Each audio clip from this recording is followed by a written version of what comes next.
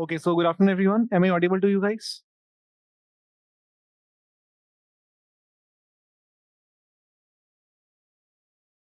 Yes. Okay, fine. So today we are going to begin with caste system.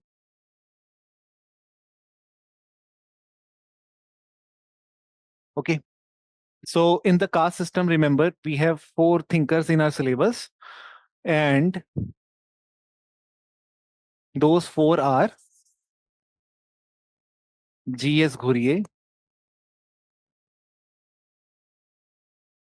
M.N. Srinivas,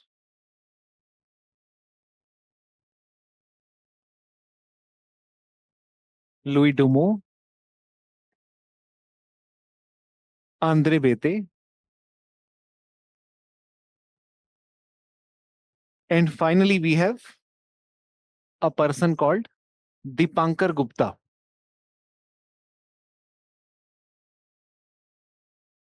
Now he is not directly mentioned in your syllabus, but keeping PYQ in perspective, he has been asked. 2 3 times he has been asked. Okay, so we will understand these five people. Now, before we understand these five, it is important that caste system has been studied through two different approaches. There have been two approaches to study caste. Okay, what are those two approaches?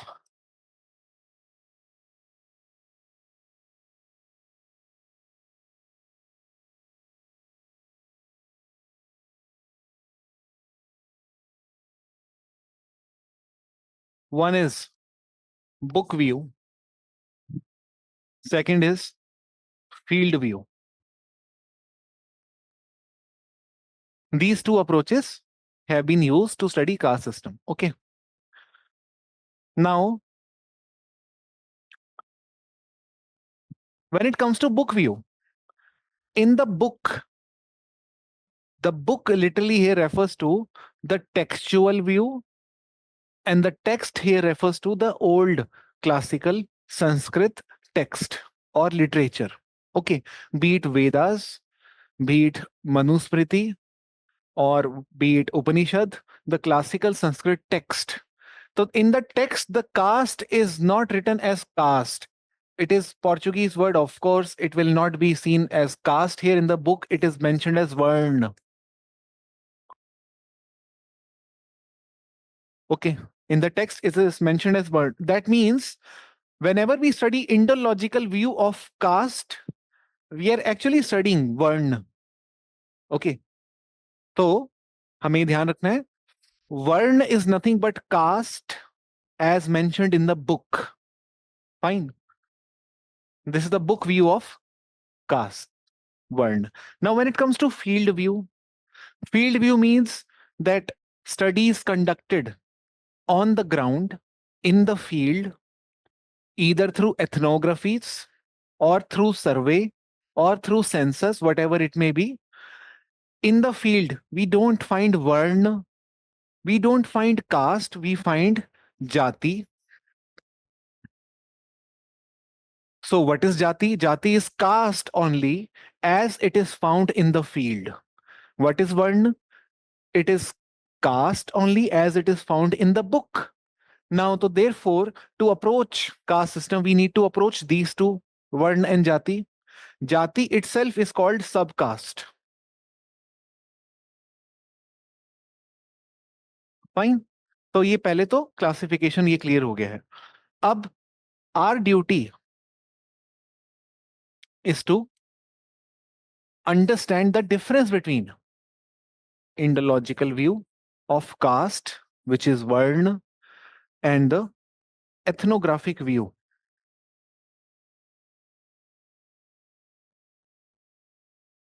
of caste, which is Jati. So, our first topic of discussion before we start with thinkers will be Varna versus Jati, the book view versus field view. Okay. Varna versus Jati. This article, Varna versus Jati. So, there is this article, Varna versus Jati, which is written by M.N. Srinivas.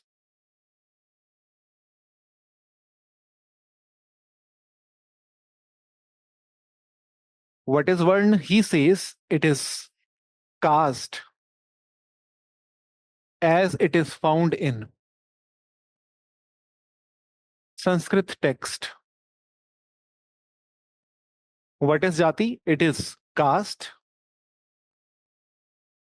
as it is found in the field. In fact, Srinivas say Jati is the social reality of caste. Social reality of caste. Basically, he's trying to say Jati is empirical phenomena. Empirical means observe. You can observe it in the ground. That way it is empirical. Unlike Varn, which is abstract phenomena, not empirical. Okay. So this is the first point that we must understand. Now I'll keep writing the points. Okay. You can simply note them down. Second point. Varn presents definite hierarchy. Varn presents definite hierarchy. Okay. So like there is one Varn which is at the top, and then there is another Varn which is at the bottom. So it is fixed as it is. It is not going to change. Okay. So here basically the later Vedic reference has been taken, not the early Vedic. So Varn presents definite hierarchy. Here, Jati describes nebulous hierarchy.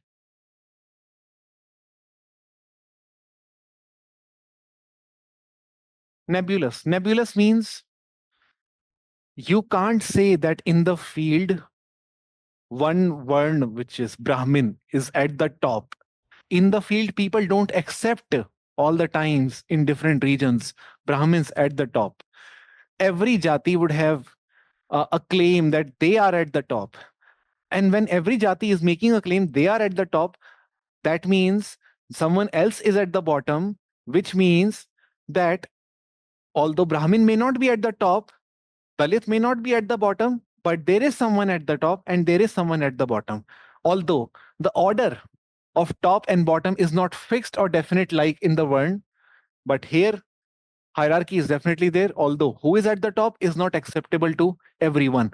There is always a debate going on. Who is at the top? There is contestation, conflict. Okay. So therefore, nebulous here reflects simply vague or cloudy. It is coming from the word nebulous, which is used in geography to describe the cloud also. Okay. Now, third,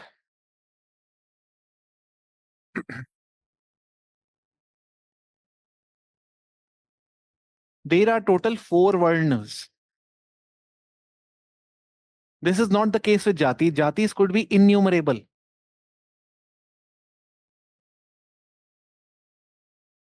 Innumerable Jatis. Okay. First, let us understand what do we mean by जाति, है ना? जब भी हम बात करें तो जाति का मतलब हम समझें क्या? Okay. Just to give you one example, okay, like Brahmin is a Varna. Fine. Similarly, Kshatriya is a Varna. Vaishya is a Varna. Shudra is a Varna. But Patel, Kumar, Gujar, Jat, Mishra, Pandey, these are not Varna. These are local jatis. Okaliga, Mundaliyar, these are local jatis, not found in the Sanskrit text. They are found in the village study. And they are always innumerable. In a village, you can't say there are 4 jatis. There could be multiple innumerous jatis. Okay. Fourth point,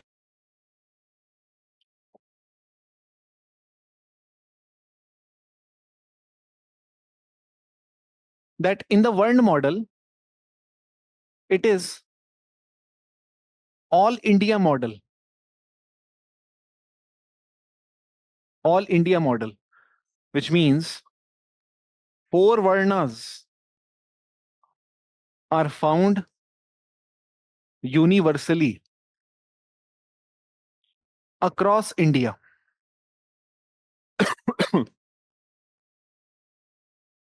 Four Varnas are found universally across India. So even in Kashmir, some people would claim they are Brahmins. Some people would claim they are Kshatriyas. Even in South India, some people would claim they are Brahmins. They are from Kshatriya family. Even in Gujarat, some people would claim. Even in the West Bengal, they would claim they are Kshatriyas or Brahmins. Okay, so four Varnas found universally. But what happens is Jati is a region-specific phenomena.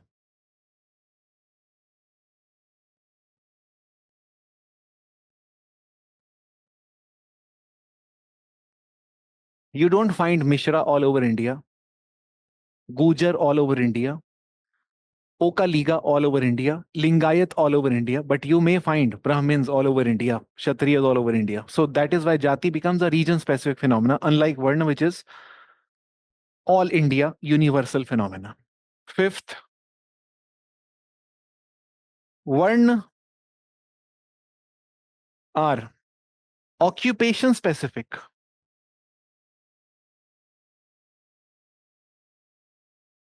Varna are occupation specific.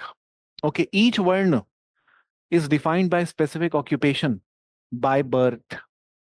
Fine, it is defined associated with specific occupation by birth. Brahmin defined by certain occupation. And if I talk about the occupation, for example, Brahmin's occupation, temple priest, or what we call as guru, okay, or religious head, something like this. When it comes to Kshatriya, warrior, something like this. These are traditional occupations associated with Varn. Okay. Now, when it comes to Jatis, Jatis don't have specific specific association with occupation. They don't have specific occupation association with occupation, which means when it comes to Mishra, Pandey, Gujar, Jat, Mudaliar, Okaliga, you can't define them by any specific occupation. In fact, when we say Brahmins are temple priests, in the field you may find people who claim themselves to be Brahmin as landlords, agricultural elites. Okay, you may find people who claim themselves to be Brahmins as industrialists, as money lenders, as bankers, as lawyers. You may not necessarily find Brahmin all over India as temple priest. This is the very textual reference. Okay. In the field, jatis don't have any specific association, which means any jati could be engaged in any occupation. It could vary region to region. The same Gujar from Haryana and Kashmir would be found in different occupation. The same Lingayat from Karnataka or what we call as Maharashtra or other regions like Andhra may be found in different occupation. In fact, there may be individual specific differentiation in occupation. Okay, fine. Sixth point.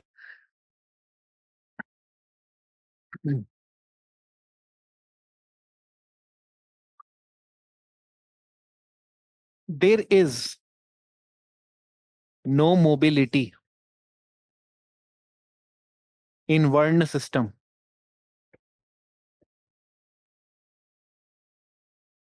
There is no mobility in Varna system. Now you may say that no, we had mobility in Varna system at individual level. The people with better gun, which was achieved through some karma, could upgrade themselves to an a higher Varna. But as I told you, when we are talking about Varna system here, we are taking later Vedic references where the mobility in Varna system was restricted, was shown to be restricted, specifically in the Gupta times, where the Brahmanical supremacy had gotten established. Okay. Now, coming to what we call as jati. Each jati claims higher status and attempts mobility in the field. You see jati attempting mobility, and Srinivas called this tendency of local jatis attempting mobility, claiming higher status by emulating certain lifestyle of the already established twice born or upper caste as Sanskritization. This is something that we already know. Okay, so ये भी हमारा clear हो गया. Now these are the basic 6th point, and one more point which I would like to introduce here. Each varna is presented as homogeneous category.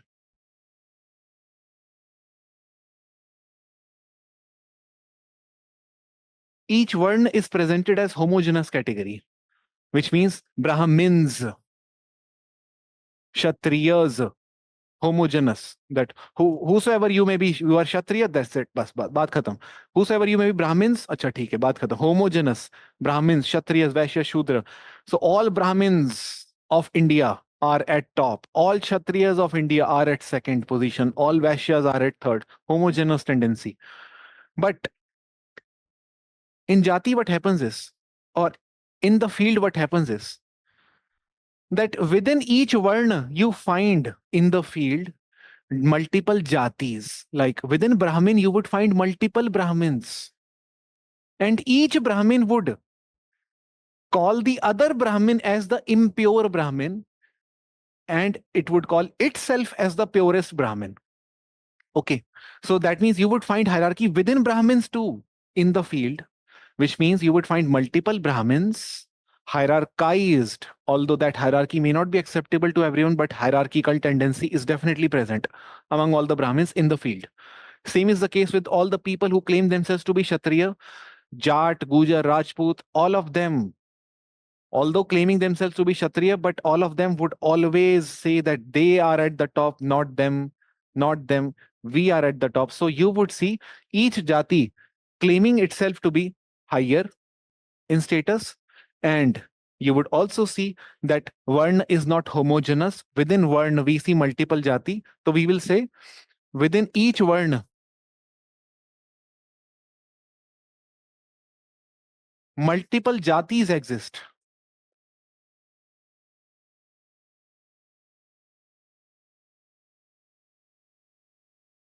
Multiple jatis exist. Okay. And each jati claims itself to be superior to other.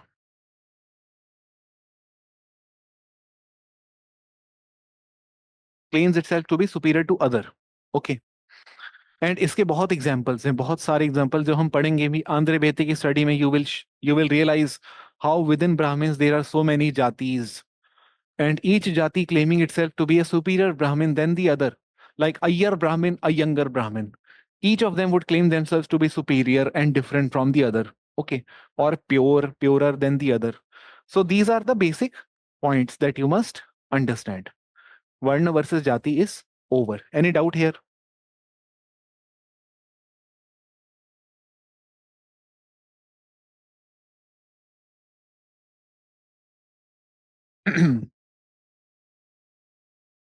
कोई doubt किसी का? No, okay fine, ठीक है. Now Bhavna, sir, goldsmith, cobbler, etc. Jati occupations. Yes, definitely. Sonar, Lohar, Kumhar. These are jatis, and they also denote or connote occupation. But you tell me, how would you ascribe occupation to Mishra, Pandey, or Bedi, Trivedi? Matlab, you can't just by the name ascribe occupation. To some jatis would be occupational, but not all jatis are occupational. In fact, you may also see the people who are sonar not necessarily into sona business. Okay. So again, these are the things that we discover in the field. Okay. Anyway, let us now come to another view, which is M.N. Srinivas. I'll start with M.N. Srinivas only. Okay. Or in fact, let me introduce to you Srinivas' ideas on what we call as first Sanskritization. Okay. Now, he clearly says that it is a tendency, basically, when we define it, it is basically a process followed by low caste, tribals, or others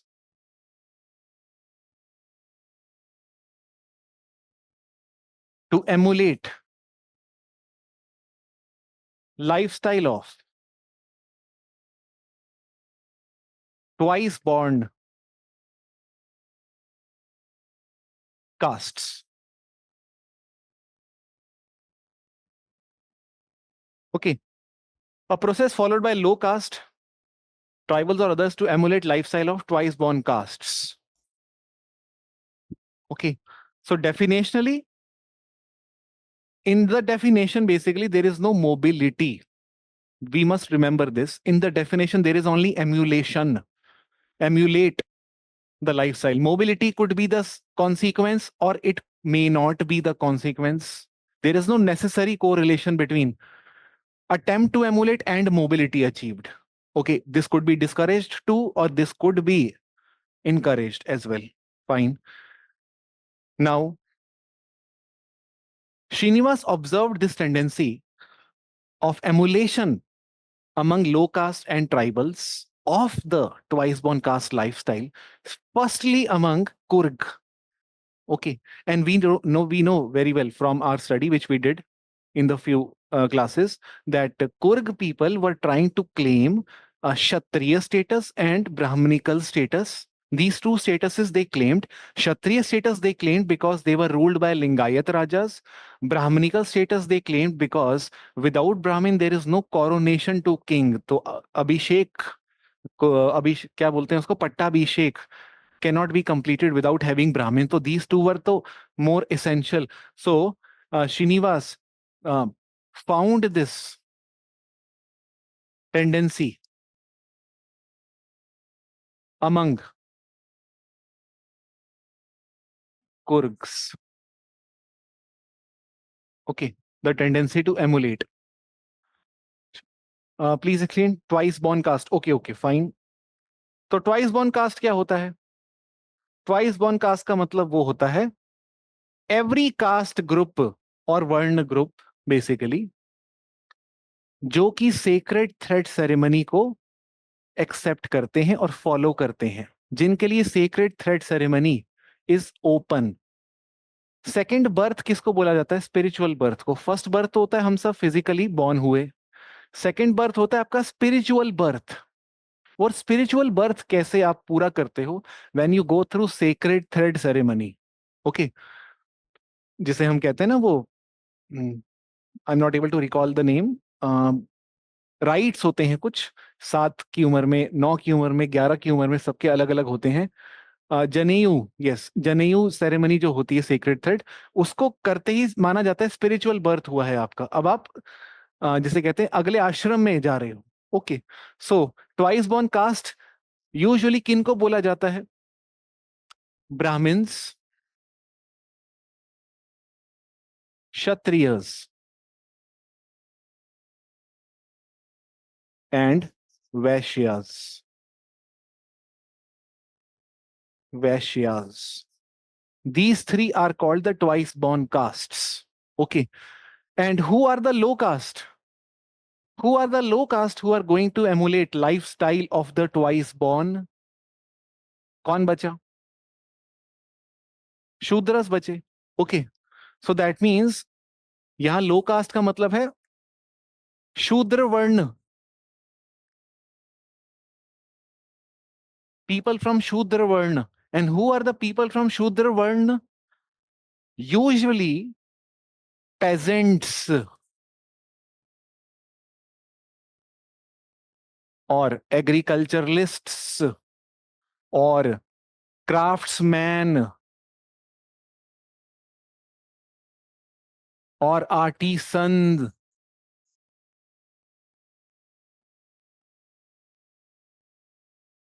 These are the people who will emulate lifestyle of either of these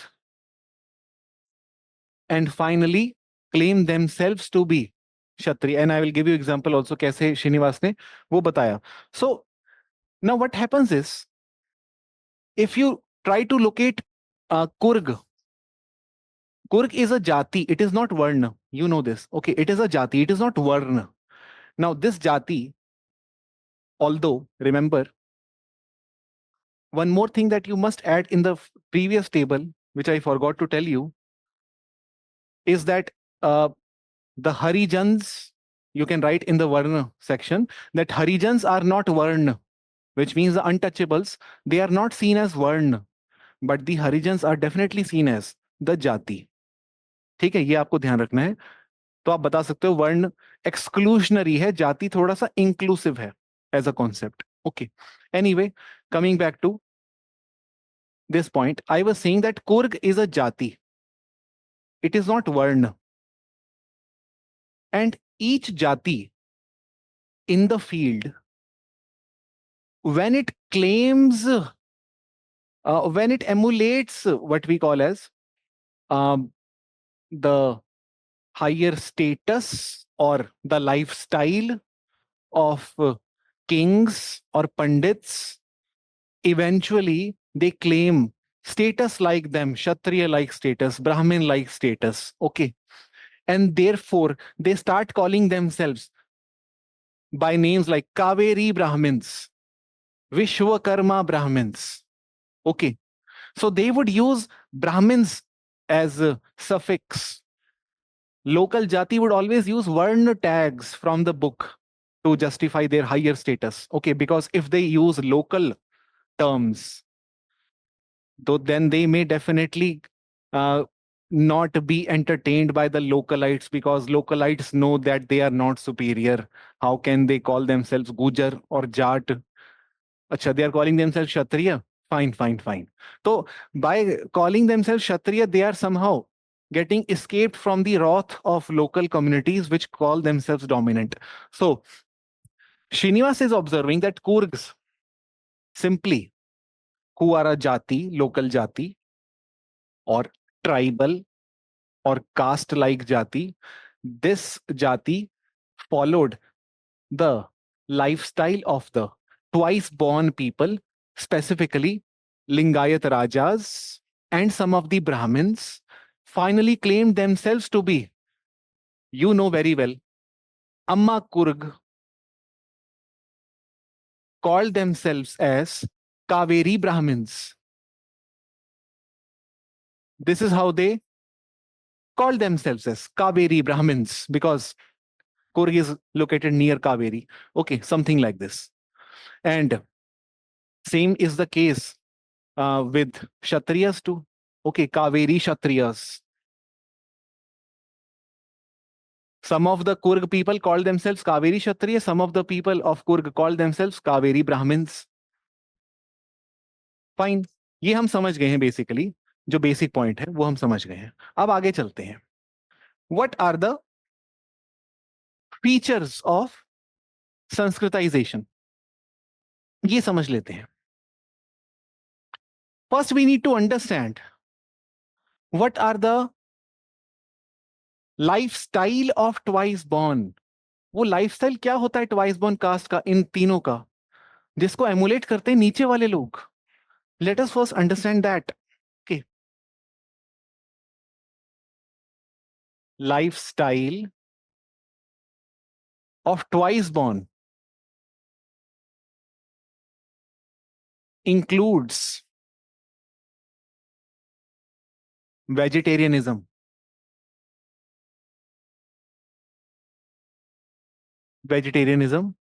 second, sacred thread ceremony, third, teetotalism,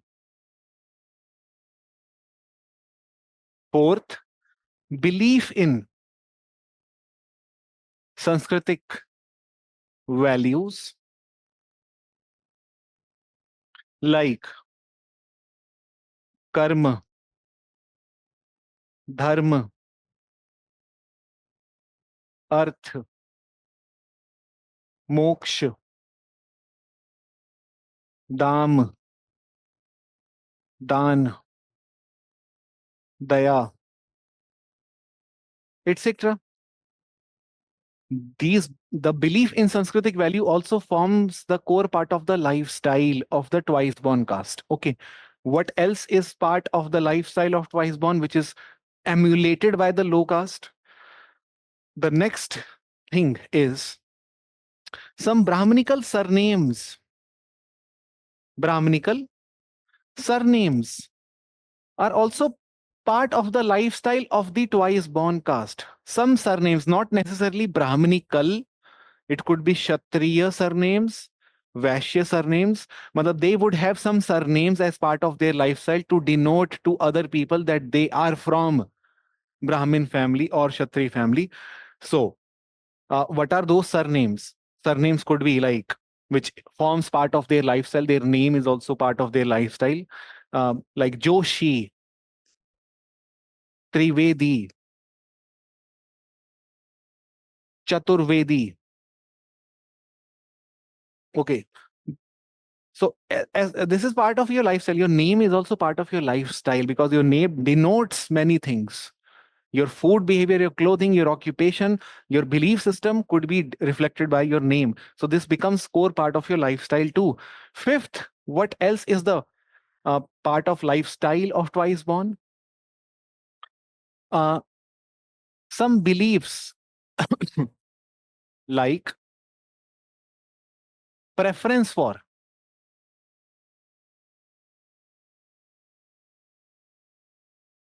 virginity in wives, preference for virginity in wives. You can write this down. Second, इसी में आगे लिखेंगे हम. This is mainly about what we call as the category of women. Women के case में what is the lifestyle of the twice born caste group? So they would prefer um, virgin wife. They would also prefer chastity. Okay. So, and they would also have belief like preference for male child. Preference for male child would also be part of the belief system of the twice born caste group. Why? Because male child reflects what we call as the ones. Ones. Ones means lineage. Okay, उसको M से लिखते हैं वहां पर. Lineage. The lineage is incomplete if there is no male child. It is the religious duty of the male and the wife to give birth to male child. This is also part of the lifestyle or the belief of the twice born caste group. Okay, and many other such beliefs exist. Okay, now this belief system, this lifestyle is going to be emulated by the low caste. So low caste would also have these beliefs, which means they would also follow vegetarianism.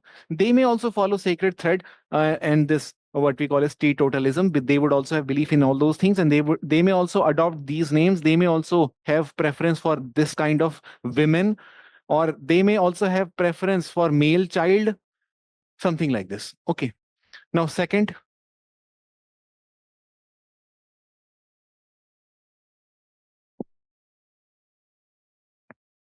Sanskritization.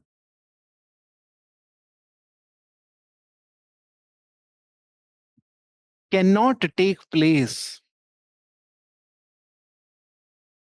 without following prerequisites. Now, this is very important thing. The question is, can any caste emulate lifestyle of any caste and claim themselves to be Brahmin Kshatriya? Is it so easy? There must have been some pattern. It may not have been so easily open to everyone. This route to Sanskritize may not have been easily open to everyone.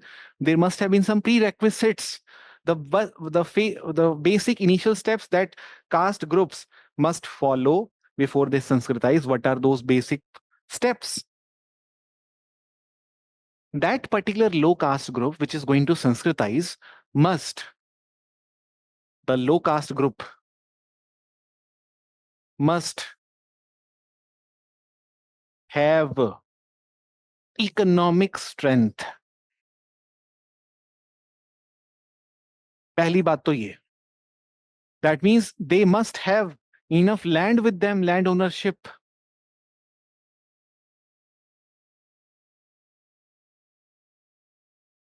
ऐसे तो कोई भी emulate कर लेगा twice born cast को. कुछ तो pre condition होगी.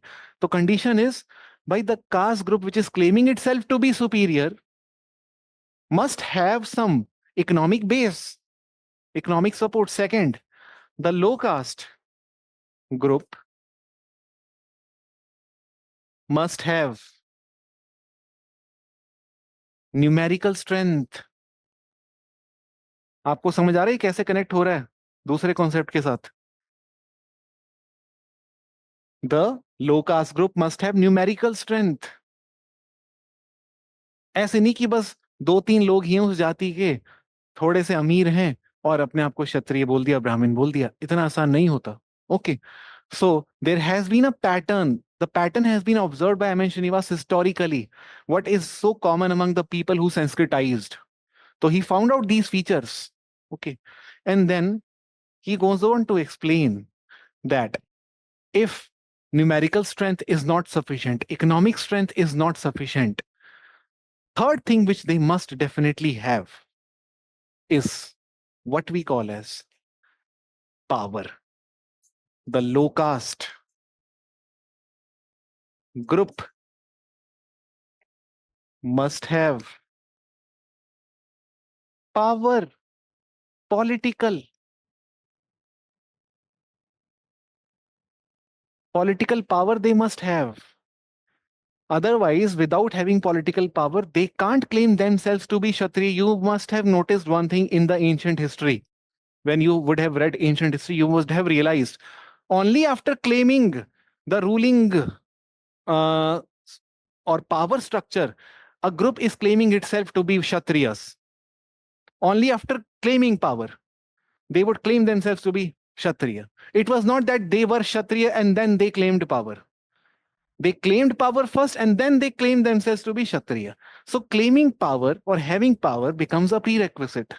Okay. Now, like for example, Guptas. Guptas were Vaishyas initially. The moment they gained power, the Gupta dynasty, after gaining power, they claimed themselves to be Kshatriya. You must have read this. Okay. And fourth thing which they must do, the group must do, is to invent a myth.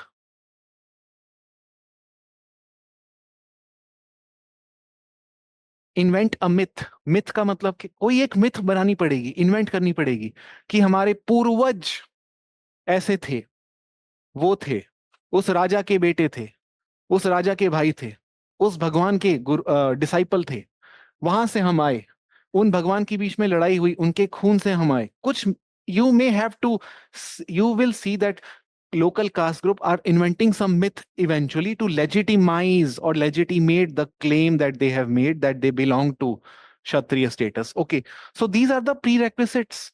So that means one thing is for sure, a caste needs to be dominant before it goes for what we call as Sanskritization or claim to higher status. Okay, this is something that you must remember. Fine. आगे हम पढ़ेंगे dominant caste को भी, and I'll show you how these two are linked to each other. Okay. Now, uh, just to give you some example for this, हमें ये कैसे दिखता है? In the study of Rampura, आपने एक चीज नोटिस करी होगी. In the study of Rampura, example के तौर पे आपको बताता हूं मैं. In Rampura study, what is the name of the caste which M.N. Srinivas studied? The one caste which is studied extensively by Srinivas in Rampura. That is Okaligas. Okaligas को ही तो पढ़ा है उसने, है ना? Okaligas को. And Okaliga जो है, it is a jati or vर्ण? It is a jati. It is not a vर्ण. Okay. And this jati is which jati? Peasant jati or temple priest jati? Which jati is it? It is a peasant jati. A peasant jati. Now, Srinivas is observing that the moment the Okaligas got economic strength or land ownership, how come they got land ownership? उसकी अपनी एक अलग story भी है, बहुत लंबी story जो मैं आपको आगे कभी बताऊंगा when I'll teach you Andre Vede. But for the timing, you can understand land reform is one of the aspect which helped peasant gain land ownership, and many upper castes had sold off their land to the peasants when those upper castes went to urban centers to get education in the modern schools or colleges, which was very expensive, and to bear the expense, the upper caste had to sell off their land to the low caste peasants, and peasants bought those lands at a cheaper price. And that is how peasants became landowners. One, this check. Numerical strength, always you would find this Brahmin group, which claims itself to be Brahmin in India, in any region, would always be in minority. Maximum people are peasants or artisans or craftsmen. This is the majority of population is Shudra only. Okay. So numerical strength, check. Third, they must have political power. We know very well that with India's independence, and even before India's independence, in South India, there was reservation introduced by Maharaja of Mysore. Maharaja of Mysore introduced reservation in South India. And Vokaligas, since you know, are people found in Mysore or near Mysore, they also gained benefits of reservation. They got power, which means now some of those people were the headmen of the village. And Srinivas clearly says in his field study, Nathu Gowda. Gowda community is actually Okaliga only. So Gowda community people were in the headman position in the village. So political power, check.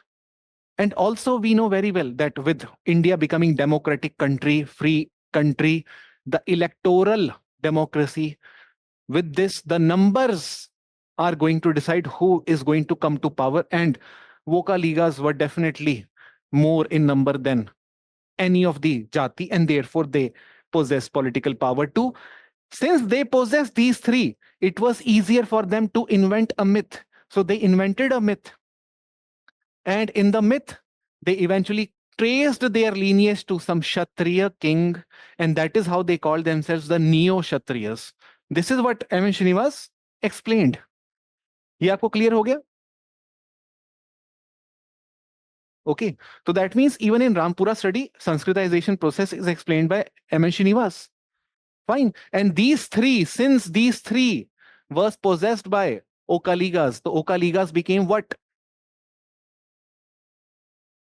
Okaligas became, if you could tell me the term, the Okaligas became the dominant caste because they had these three. But dominance in itself, I told you in the last class too, that for dominance, these three is not sufficient. What do you have to do? The fourth thing, you have to, if you remember, the fourth aspect which I told you for establishing the final dominance, other than these three, that community, other than having land ownership, political power, or numerical strength, that community must claim higher status, must claim higher status, and which they claimed. And finally, the claim is done through inventing a myth. So these two concepts, Sanskritization, dominant caste, are very much interrelated. Fine. So this is about the feature. Now, the third feature, अब मैं जल्दी जल्दी खत्म करता हूं क्योंकि I guess now basics आपके clear हो गए होंगे. अब थर्ड पे चलते हैं. The local jati claims higher status in Varna terms, not local jati terms. The local jati claims higher status in Varna terms. Iska matlab, if Oka Liga I'm talking about, they will not call themselves what we call as the uh, Marathas. They would call themselves Neo-Kshatriyas. They would not want to call themselves by name of any other community which is found locally. They would rather prefer Varna route, okay, because it is less challenged. Unlike the Jati route, if I call myself Marathas, Marathas will get naraz, okay, annoyed. How could you call themselves? How could you call yourself Maratha? Okay, but if I call myself Kshatri, nobody is going to get naraz. मतलब it is easier for me to escape the wrath of people. Okay, so वर्ण terms में ही ये claim किया जाता है अक्सर. Fourth,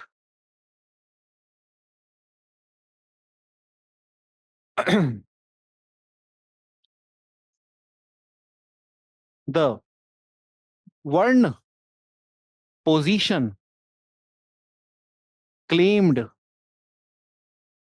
by local jati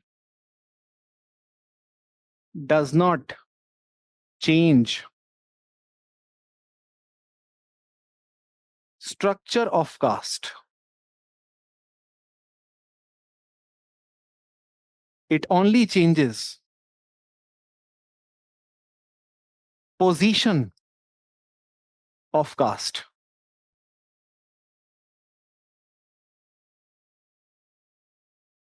इस line को आप अच्छे से समझो. ओके, द वर्ण पोजीशन क्लेम्ड बाय लोकल जाति, the Varna position that was claimed was Kshatriya, that claim by local jati called Okaliga is not changing the structure of caste, which means Brahmin, Kshatri, Vaishya, Shudra, that remains the same. It is only changing the position of local jati, which is the Okaliga. Now, Okaliga were Varna-wise, they were fourth because they are peasants.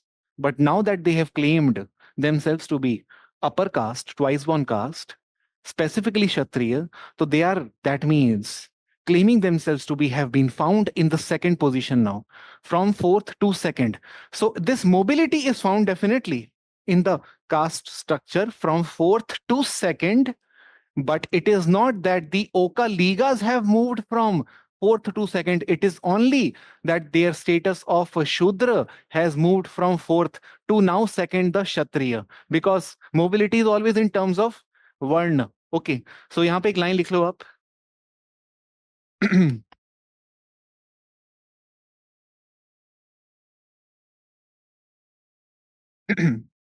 Srinivas observes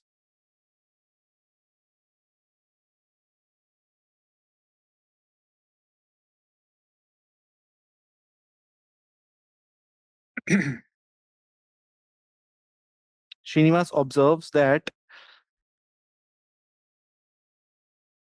mobility of caste is frequently stated in Varna terms rather than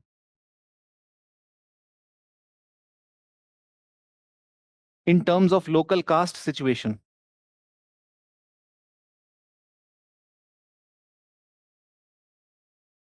Rather than in terms of local caste situation. The local caste avoid using local caste names. The local caste avoid using local caste names.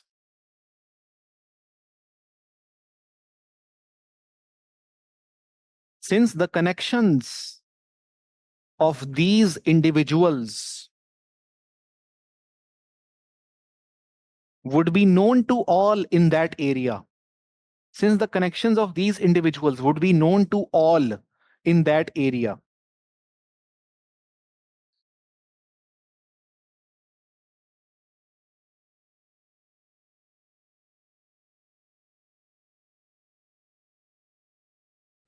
Would be known to all in that area.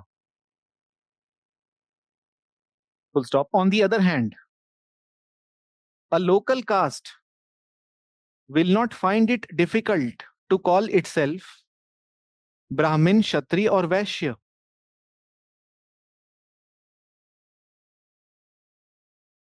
Will not find it difficult to call itself Brahmin, Kshatri, or Vaishya.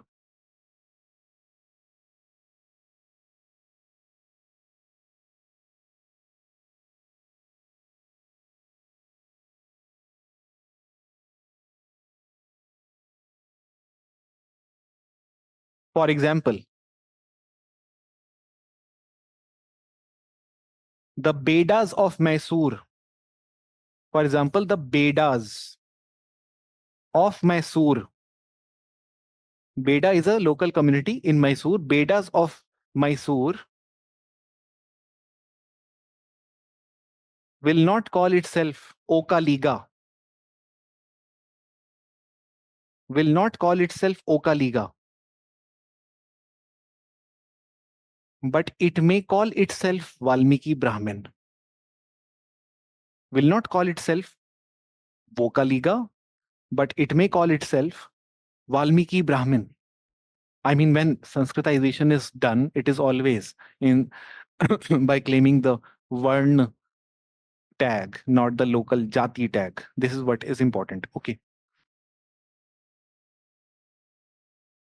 Now, fifth point. किसी को कोई भी confusion होगा, you may ask me freely. Vishal, कुछ भी confusion होगा तो पूछ लो.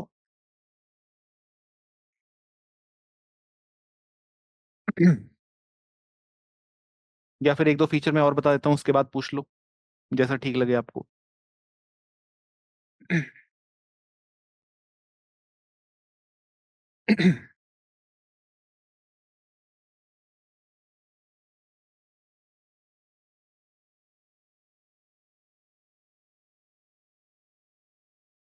What does it mean by connections here? Which connections? Local connections, जो village में connection है.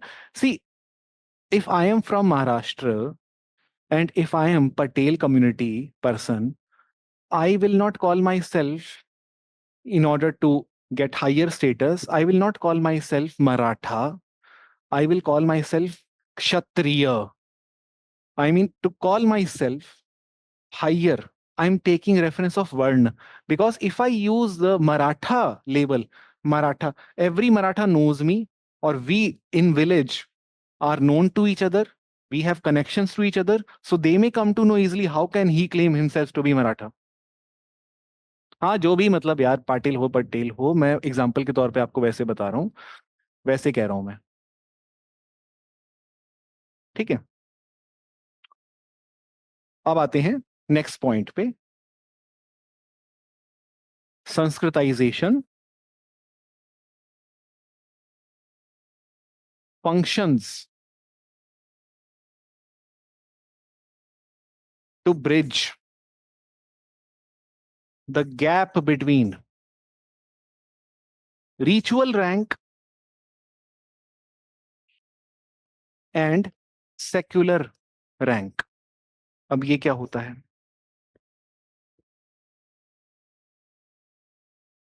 Okay. Sanskritization functions to bridge the gap between ritual rank and secular rank. इसका मतलब बड़ा सिंपल है. देखो, ऐसा है, रिचुअल रैंकिंग हम किसको कहते हैं पहले वो समझ लेते हैं. रिचुअल रैंकिंग का मतलब ये होता है, this is ritual ranking. Okay, that means textual ranking. Sanskritic textual ranking. And in the ritual ranking, who is at the top? Brahmin is at the top. Why Brahmin is at the top? Because religion religion is given the highest importance in Indian society. Okay. And religious status is given more and more importance over wealth and the power that you possess. So this is called as ritual ranking, the religious ranking. Since they are at the top because they are coming from the mouth of Brahma, they are at the bottom, they are coming from the foot of Brahma. So ritual ranking. Now, what is secular ranking? Secular ranking is not based on religious status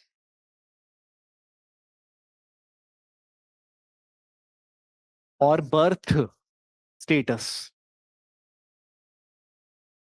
It is based on wealth and power possessed through achievement.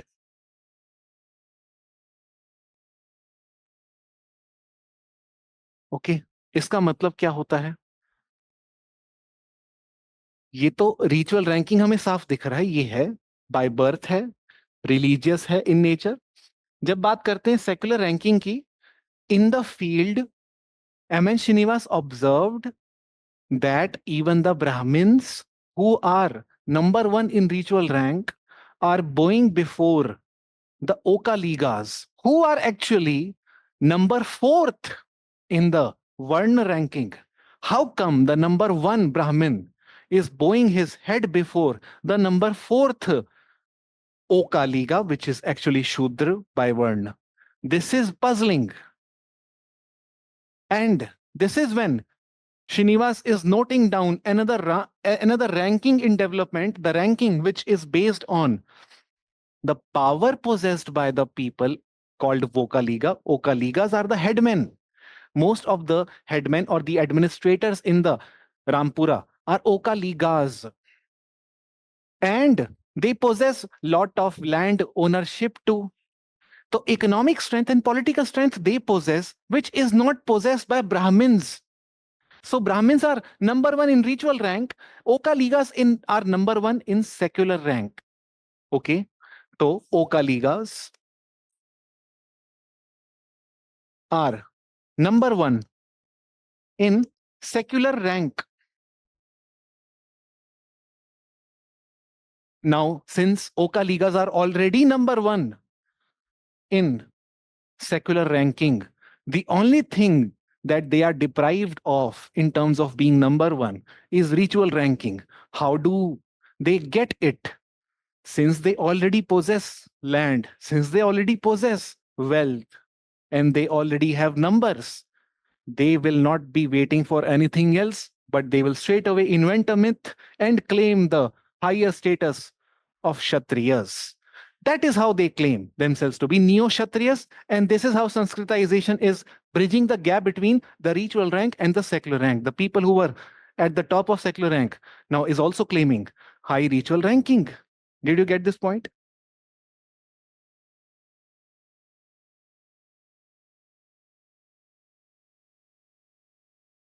Yes. Okay. So ये चीज हम ऊपर पढ़ ही चुके थे अभी. Okay.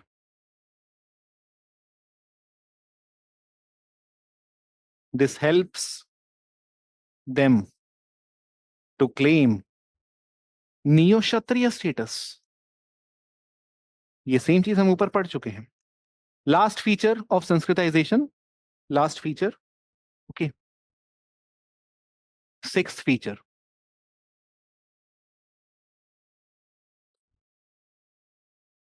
Srinivas observed,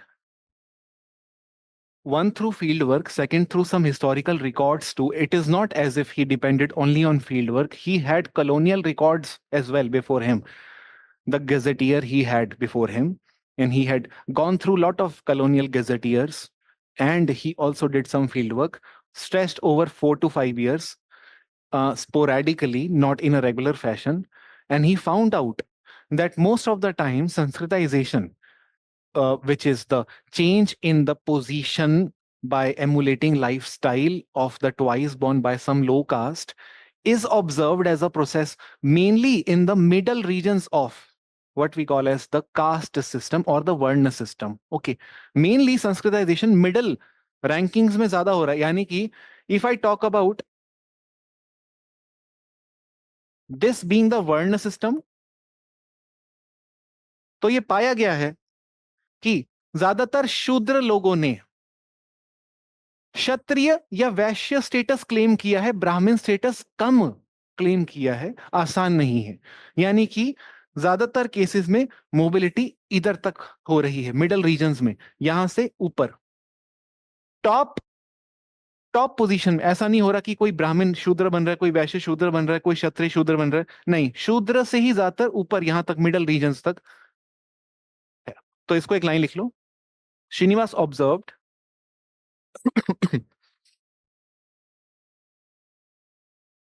that movement of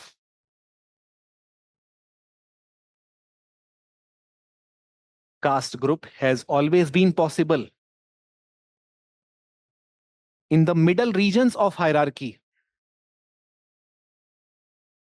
Movement of caste group has always been possible mainly in the middle regions of hierarchy.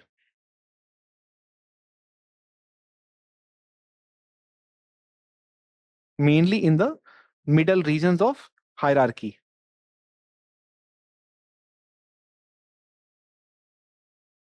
ठीक है?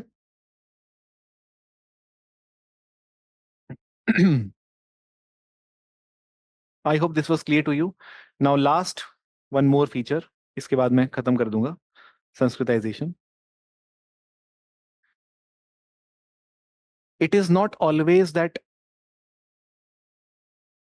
I mean, Srinivas clearly says anybody can become reference group for emulation in the field. Any caste group can become a reference group for emulation to another low caste group. And this group, which is the reference group for this low caste, this group particularly, could be, क्या कहते हैं आपका? Mainly, this group could be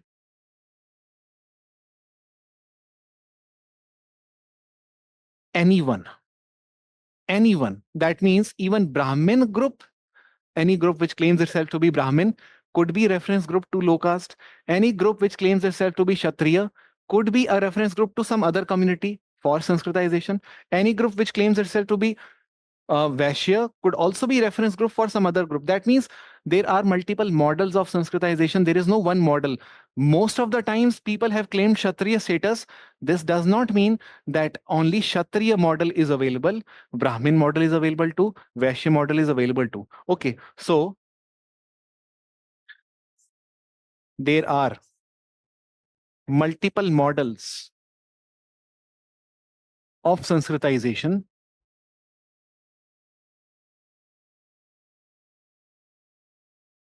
Multiple models of Sanskritization. For example, Brahmin model, Kshatriya model,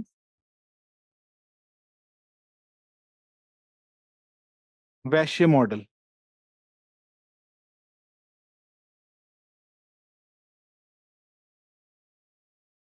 Okay. And even the local, even the dominant caste could be model. Even the dominant caste could be a model for Sanskritization.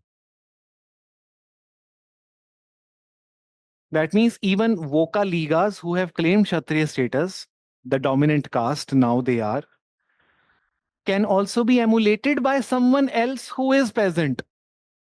Even dominant caste could be reference model for Sanskritization. Now those group will start emulating the Oka Ligas, but they would not call themselves Oka Ligas. They would call themselves Kshatriya again. So this goes on and on. This is how the thing has been practiced in India. Not just in the field, it has been observed historically too as a process. And of course, These 7 are the basic core features of Sanskritization. And remember that whenever caste groups are changing their position, they are not challenging the caste system. They are just changing their position. That too in terms of Varna. Only their Varna position is changing. It is not that Oka Liga has become second. They have claimed themselves to be second in terms of Varna group, Kshatriya. Okay. So it is not Oka Liga which have gotten second, but their Varna status has become upgraded from from Shudra to Varna. Okay, fine. So caste structure remains the same, only position changes. This is all about Sanskritization. Now, other than these things, we must understand the concept of dominant caste, the last concept. Dominant caste, we know very well. Any group characterized by,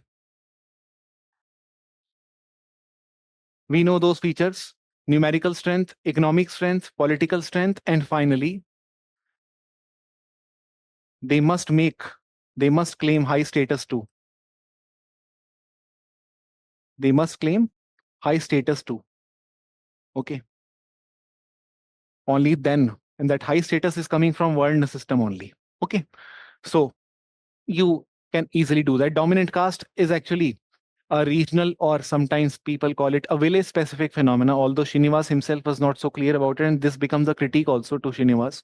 But there, he has given region specific dominant caste categorization to Karnataka, Andhra Pradesh. In Andhra Pradesh, he talks about Reddis, um, Kammas.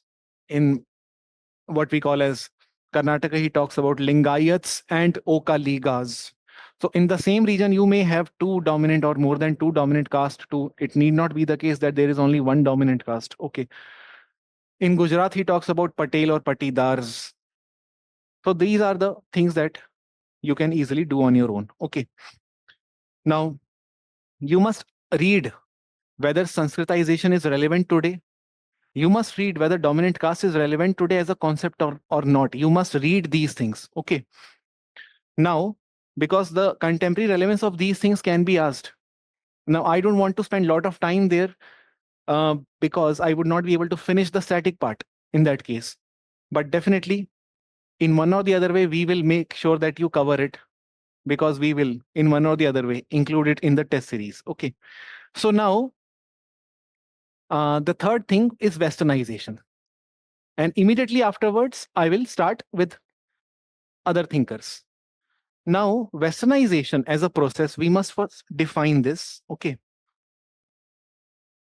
Defined as the process of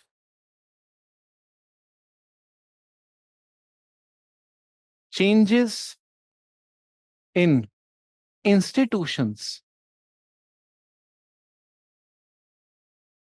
ideology, technology,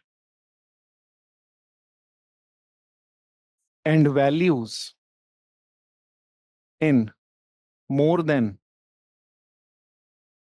150 years of British rule.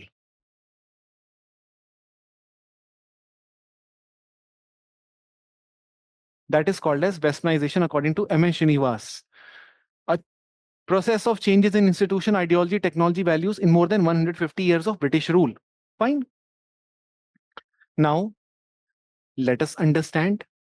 It seems that this process would be against or going against Sanskritization.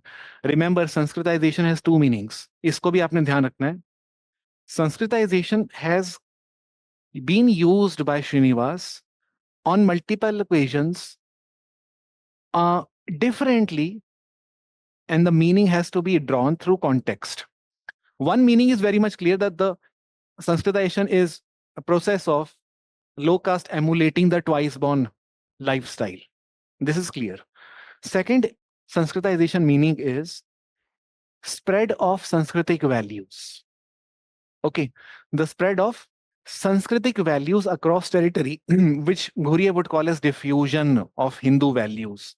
The same is called Sanskritization. And we had read this when we understood how the Hindu values were promoted by sage Agastya, Shankaracharya, and god Skand in the Kurg region.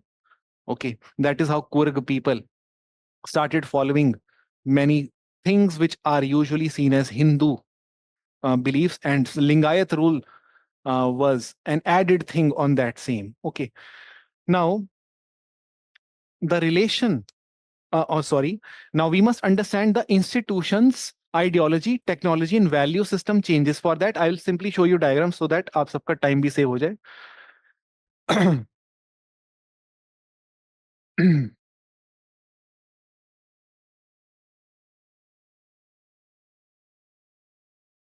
So, see, westernization. Cultural changes in Indian society as a result of 150 years of British rule changes at 4 levels: institutional level, ideological level, technological level, behavioral level. You can simply note this down, or you may also get the same PDF. We will get this uploaded. Okay, but सिर्फ ध्यान रखने के लिए पढ़ लेते हैं फिलहाल के लिए. इंस्टीट्यूशनल लेवल पे क्या बदलाव आए इंडिया के अंदर ब्रिटिश के रूल के तहत.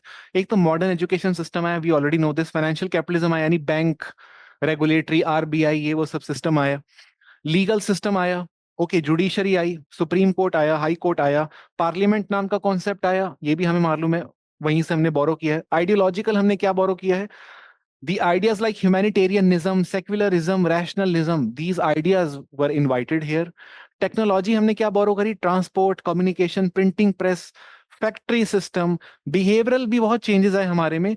Dress code में बदलाव आया, food, diet में हमारे बदलाव आया. We started, many of the Brahmins had started eating non-vegetarian now, because to not eat non-veg with the colonials was seen as losing opportunity to have social capital. So many people started eating non-veg, and many people started having wine too. That means teetotalism, which means restriction on alcohol, was also shunned away with, and they resorted to drinking alcohol as part of the behavioral change. Dilution of pure impure. So initially they used to believe that some castes are pure, some castes are impure, but with westernization and modern education, these belief systems started getting diluted, and people started doing something which was seen as impure. Like, for example, drinking alcohol was seen as impure, but now they have started drinking the same. Eating non-veg was seen as impure, but they are doing it. Even Milton Singer studies shows that in the Madras, many Brahmins opened tannery industries. Tannery is, which is related to animal flesh, is not supposed to be opened by Brahmins, but Brahmins did not mind having tannery industry because it was promising lot of wealth. So pure impure thing was no longer there. Okay, now what happens next? We must also understand the types of westernization now. Since we have understood the basic type, which is type in the sense of changes, we have already understood. Now we must understand the different types of westernization.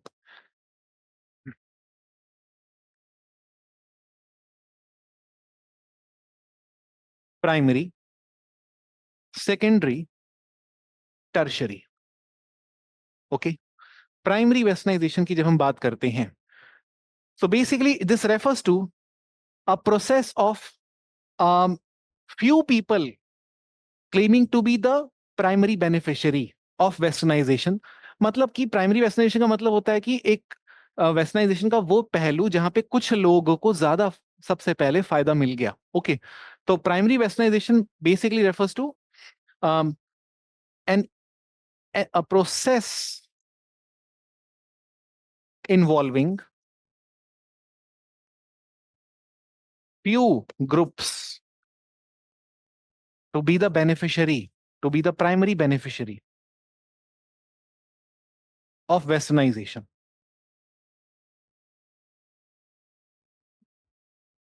Okay, अब ये groups कौन हैं जिनको सबसे पहले फायदा मिला है वेस्टर्नाइजेशन का? दो ग्रुप्स हैं.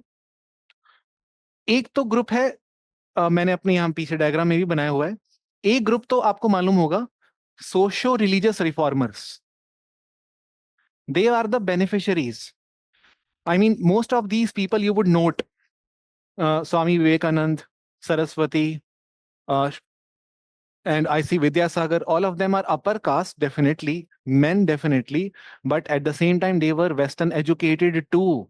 This Western education helped them to read the same Vedas or go through Vedic literature through rationalist outlook. They started questioning the infallibility of Vedas. Some people defended the same. So there was dialogue, debate going on in the religious discourse, which was somehow prohibited until Westernization had progressed or had gotten initiated in Indian land. So socio-religious reformers was the first group which got the benefits of westernization. Second group was the commercial classes.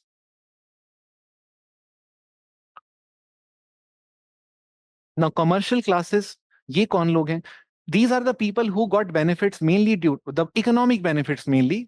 The people who were the benefit who were beneficiary of the trading system, the owner of the ports, owner of the factory along the sea route.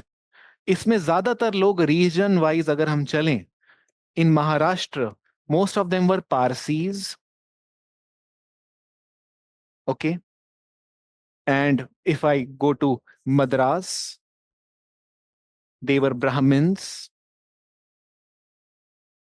If I go to Bengal, they were Baniyas. So these three form what we call as the nuclei, जो हमने पहले पढ़ा था ना, a subculture of westernization, the nuclei. These plus this, इन दोनों को मिला दो, this forms the nuclei, primary beneficiary. Okay, the subculture. इनका lifestyle अलग है, इन दोनों का लाइफस्टाइल अलग है. इन दोनों का लाइफस्टाइल अलग है समाज से, तो डेफिनेटली इनका आपस में भी अलग है. If you look at this people, socio religious reformers, Srinivas says they are internally westernized but externally Sanskritic. Okay, internally westernized but externally Sanskritic.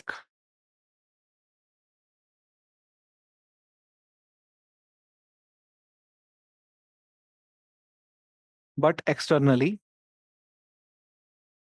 Sanskritic, which means their outlook, their mannerism, okay, the food behavior is very much Sanskritic, but their mindset, their views are highly westernized. They are talking about equality, rationality, liberty, freedom. So their views are highly westernized. Whereas this particular group is the exact opposite. They are internally Sanskritic and externally westernized. Which means if you look at their lifestyle, they are eating non-veg, they are having bread and butter with fork and knife, and they are having wine, red and white, and these people are also speaking good English.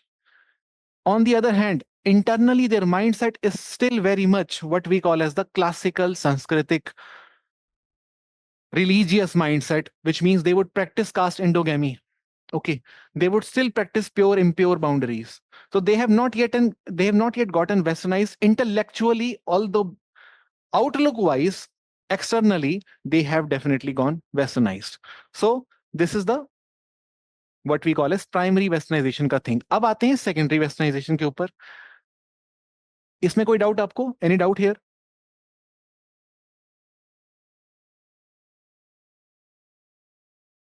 Okay. Now secondary westernization क्या है? Here we see it is no longer about one or two groups who are getting benefits of westernization. Now we see general masses undergoing westernization. Unlike the first case where few groups undergoing westernization, here we see masses. अब ये masses तक कैसे पहुंच रहे हैं ideas? Because we know very well. If you go back to these people, Ram Mohan Roy, I.C. Vidyasagar, and all these reformers, one thing which was very, very special about them that they had established what we call as the organizations. Brahma Samaj, Dharma Sabha. Okay, so these organizations were actually spreading those ideas, the modern intellectual Western ideas, among the masses. Whereas these people had opened factories, sea routes, and many people, because of them, got employment and therefore experienced mobility in terms of class. That means consumption behavior definitely got enhanced. And that is why investment also got reflected among their behavior. And that is how masses becoming beneficiary of westernization. So this is the secondary westernization. Fine. So you can simply just note down this line that unlike the primary westernization, here general masses undergo westernization. And now we have people who are patients in hospitals. We don't see only the doctors who are Western educated. We see patients also getting familiar with rules and regulations, that instead of some jhadu, they had to sit and they have to write application. They have to submit, wait for queue. Okay, this is all bureaucratic structure that they have started experiencing now. Same is the case with readers of the newspapers are also getting westernized each time they are reading newspaper, because printing press although was established by a few people, but the beneficiary were the readers eventually. So they got exposure to dialogue, debate between different leaders on Western ideas. Tertiary westernization actually refers to the slow pace of westernization among the low caste, the Dalits or the tribals. The people who are having least exposure to westernization are seem to have been undergoing to have gone undergone tertiary westernization, which is the later stage. Okay, so I guess this westernization is over. Now the last thing is westernization versus sanskritization.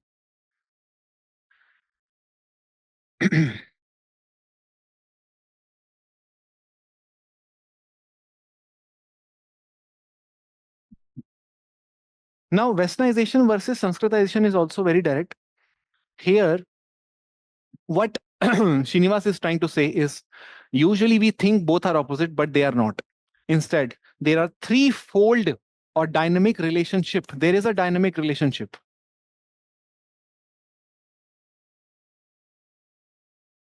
between the three. Okay, first, second, and third. Let me just go through them quickly. क्या क्या है? पहला, westernisation promoting Sanskritisation. पहला तो ये हो गया, westernisation promoting Sanskritisation.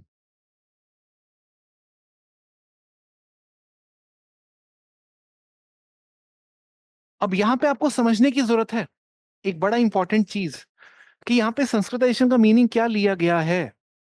As I told you, Sanskritization has two meanings, that too bare minimum two meanings. Okay, otherwise तो मीनिंग और ज्यादा बन जाते हैं. बट योगेंद्र सिंह थोड़ा रुकवा देते हैं हमें श्रीनिवास को दो मीनिंग्स तक.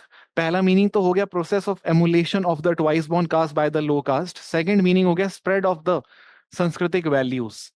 यहां पे हमें सेकंड मीनिंग दिख रहा है, which means westernization is promoting or helping in spread of the Sanskritic values. Okay. अब वो कैसे हो रहा है? प्रिंटिंग प्रेस के थ्रू भगवत गीता बहुत ही चीपर रेट पे अवेलेबल हो रही है, and that too in vernacular languages. People are getting access to Bhagavad Gita in their own languages. Radio के थ्रू, टेलीविजन के through, people are getting more and more exposure to the सांस्कृतिक ideas, the religious ideas. Railways के through Char Dham connect हो रहे हैं, helicopter के through easy हो रहा है वहां पे पहुंचना, मंदिर पे या धाम पे पहुंचना. So these things are definitely helping people adapt to और absorb more and more of सांस्कृतिक वैल्यूज. तो फर्स्ट तो ये हो गया आपका क्लियर, ये लिखवाने की बात नहीं. यहाँ पे सेकंड पॉइंट पे आ जाते हैं. Second point is that both process are in opposition to each other. उससे भी पहले इधर आ जाते हैं, संस्कृताइजेशन प्रमोटिंग वेस्टर्नाइजेशन. ये भी देख लेते हैं, संस्कृताइजेशन प्रमोटिंग वेस्टर्नाइजेशन और संस्कृताइजेशन एज प्री रेक्विसिट, ऐसे करके वो बोलते हैं, as prerequisite to westernization. अभी इसका मतलब क्या होता है? Sanskritization as prerequisite to westernization. This is not a general law. He's not giving a universal law that you can't become westernized without undergoing sanskritization. ऐसा वो कुछ नहीं कह रहे हैं. वो ये चीज उन्होंने कही है सिर्फ और सिर्फ ये जो दो ग्रुप्स थे शुरू में जो हमने देखे थे, जिसको हम प्राइमरी ग्रुप्स बोलते हैं, the primary beneficiary of westernization, जो आपका रिफॉर्मर्स थे प्लस कमर्शियल क्लासेस थी, उनके बिहेवियर को नोट कर कर श्रीनिवास बता रहे हैं कि कुछ तो स्पेशल है among those people, that they are the first ones to have gotten westernized. What is so special about them? Why? These were the people who got westernized first and no other. What was so special about them? So then it was realized, Srinivas says, the one thing which is common in all of them is that they already belong to uh, some groups, the privileged groups, the historically privileged groups who had valued education since ages, which is Brahmins.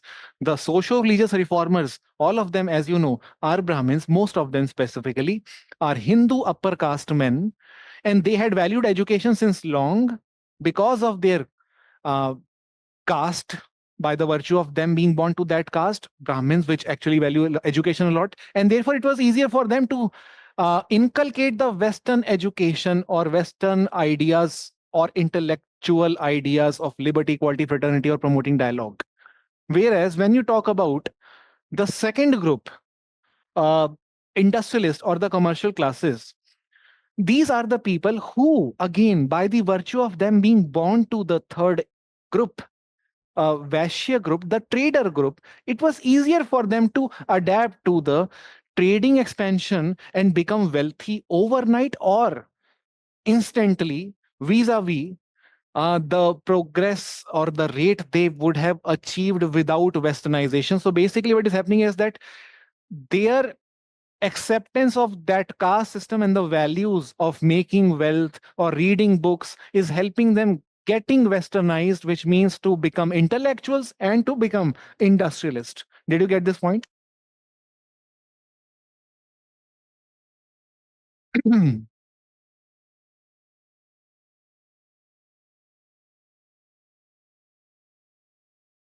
यहाँ पे कोई doubt आया आपको?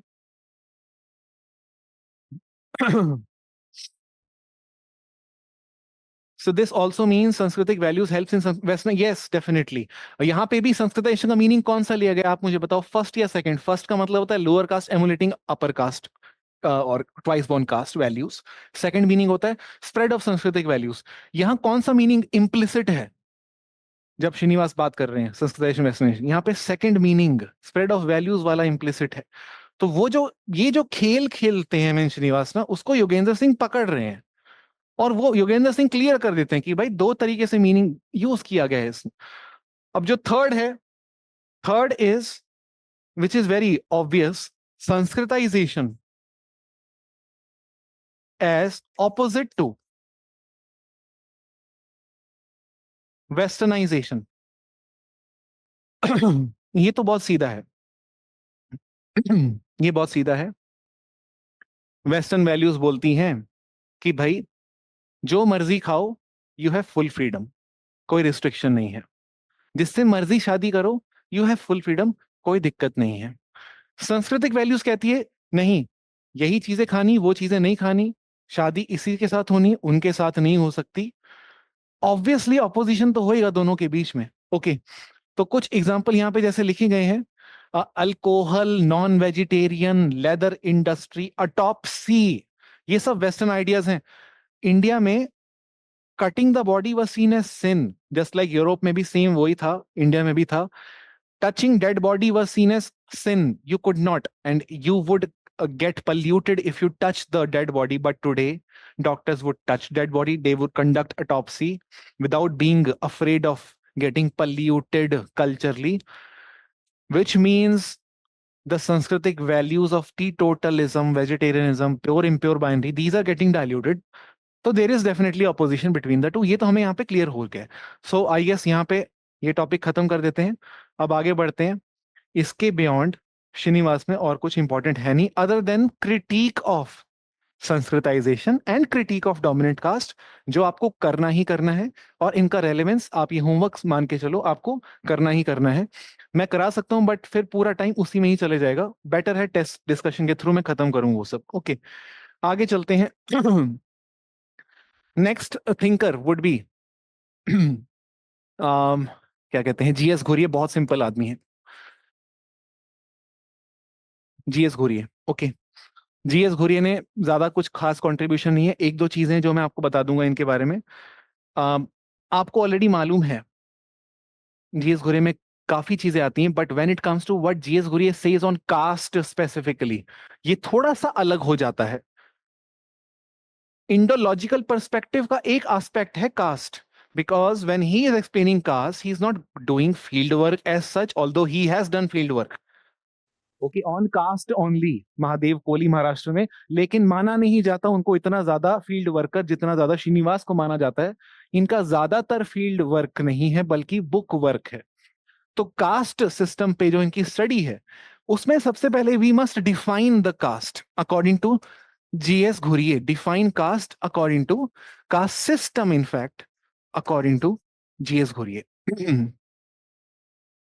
Cast system क्या होता है, GS Ghurye साफ बोलते हैं, आपको याद भी होगा हमने पढ़ा भी था, दैट आर्यंस नाम के लोग आए थे। If we believe that theory to be true which he did, okay, Aryans invaded India. When they invaded India, they got settled. Earlier, they were not settled. They were unsettled, nomadic people. Eventually, they got settled in India in the Indo-Gangetic plain. After getting settled, they formed three, four things. First, they codified Sanskrit language. Second, they formed Vedic philosophy. Third, they also delineated occupation among people, which we call later as caste system. Fourth, जिसको division of labour भी कहते हैं, fourth thing which they did was the आपका वैदिक क्या कहते हैं, value system, in fact जिसमें इंडियन फिलोसफी आ जाते हैं, न्याय वैशेषिका वेदांत, वो सब। ओके, तो वैदिक हिंदुइज्म कब पैदा हुआ है, आर्यन इन्वेजन के बाद। They were the people who created Vedic Hinduism after getting settled. Caste system is also one of the product of the culture formed by Aryans when they got settled. So that means when it comes to definition of caste system, we will have to go back to that time and we will use Ghurye's language to say that caste system is the Brahmanical child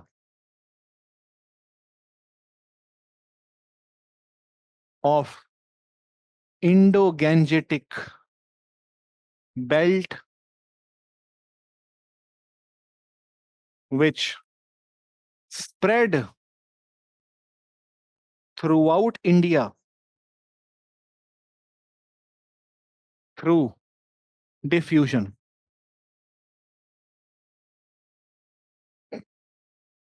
Caste system is a Brahmanical child of Indo-Gangetic belt, okay, which in itself does not really clearly define caste system, but he's just giving this much of explanation on the definitional aspect. A Brahmanical child of Indo-Gangetic belt which spread throughout India through diffusionism. Now he goes on to describe some features of this Brahmanical child. इस Brahminical बच्चे के कुछ features हैं, 6-7 features, उन features के through definitional aspect पूरा हो जाता है। Okay, so we know very well कि when he explains diffusionism, he is explaining spread of values, caste system being one of them. Wherever caste system got spread, there we see rise of caste-based hierarchy again, be it South India, Northeast India, or West India. Okay, features of caste system we already know, but remember, here when he's describing features of caste system, he's describing features of caste as it was during Gupta period. ये cast system के features जब हम बोलते हैं, आखिर ये किस time के फीचर्स होंगे, क्योंकि हर टाइम तो अलग अलग रहा है, कोई मॉडल लेके चलना पड़ेगा हमें। तो घुरिये बोलते हैं it is features of caste system as it was during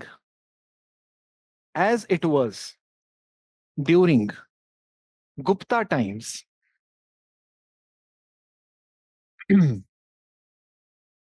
okay, Gupta को लास्ट हिंदू पॉलिटिकल एम्पायर ये बोलते हैं।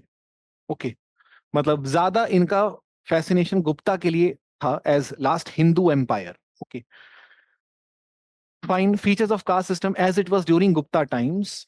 और वो फीचर्स आपको ऑलरेडी मालूम है, तो उसमें हम टाइम वेस्ट नहीं करेंगे, you know those features. 6 features हैं।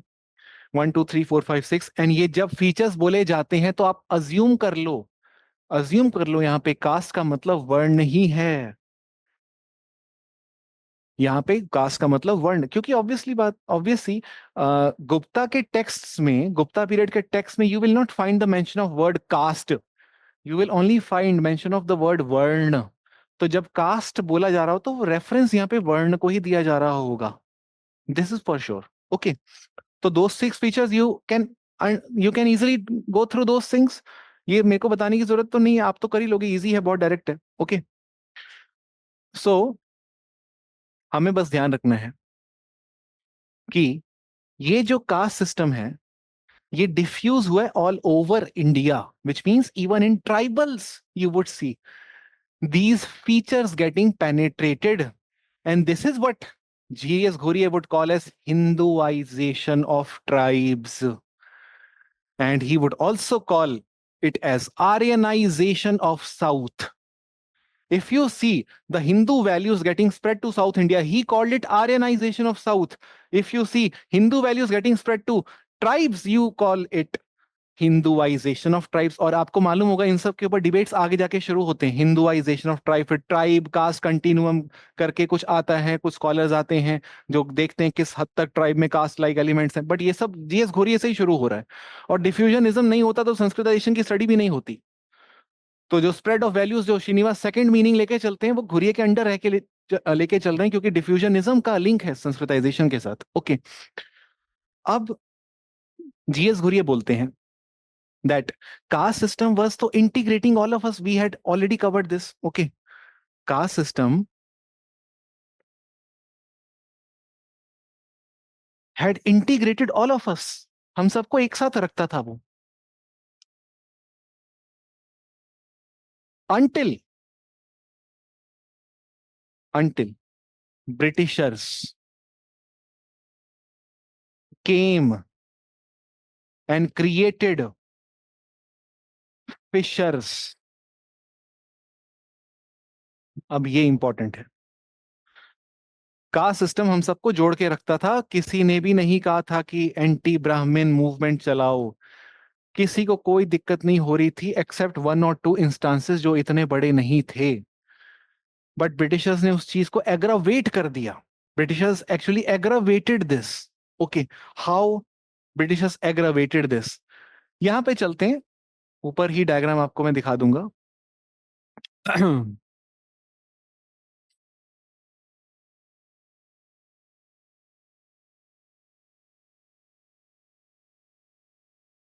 आई गेस इसके अंदर नहीं होगा।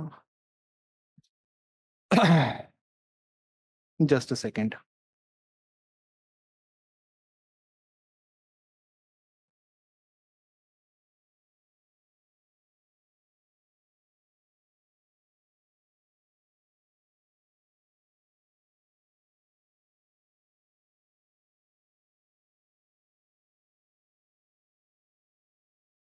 ओके, सो ब्रिटिशर्स ने ऐसा क्या किया वो देख लेते हैं, impact of Britishers on caste system. G S Ghurye के हिसाब से, 1, caste experienced, caste system experienced fluidity, थोड़ा फ्लूइड हो गया, जो रिजिड था ना सिस्टम बहुत ज्यादा, थोड़ा सा फ्लूइड हो गया। और साथ के साथ at the same time caste also experienced rigidity, मतलब कि एक कांस्टेंट फ्लक्स में चल रहा है कास्ट, जो कास्ट अभी तक टिका हुआ था पत्थर की तरह, दीवार टूट नहीं रही थी, ये कास्ट के अंदर ब्रिटिश के आती ना फ्लक्स शुरू हो गया एक, ठीक है, फ्लूइडिटी और रिजिडिटी दोनों चल रहा है। अब किस किस ओकेजन में फ्लूइडिटी आ रही है कास्ट सिस्टम के अंदर, if you see socio religious reform period, these are the people who questioned caste system, who questioned the impurity, although not as vehemently as Phule did or Ambedkar did, but still they did have some idea or they did advocate equality of people across caste, which was definitely causing weakness of caste system. Second was British legislation. The legislations introduced by Britishers. इन्होंने कई सारे legislation introduce किए, चाहे वो untouchability के abolition को लेकर हो लोकल लेवल पर, चाहे वो पानी के एक्सेस को लेकर हो लोकल लेवल पर. कई लॉज ब्रिटिशर्स लेके आए जिसकी वजह से अपर कास्ट और लोअर कास्ट के बीच की जो बाउंड्रीज हैं जो कि फिक्स्ड थी वो टूटने लग रही थी. ओके, नाउ रिजिडिटी किस वजह से आ रही है, कास्ट सिस्टम रिजिड क्यों हो रहा है अंडर ब्रिटिश? एक तो कास्ट सेंसस की वजह से, okay, and second is caste based reservation की वजह से.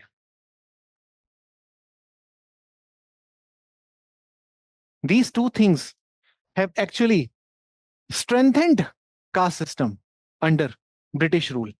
Caste census कैसे strengthen कर रहा है? Let me explain this.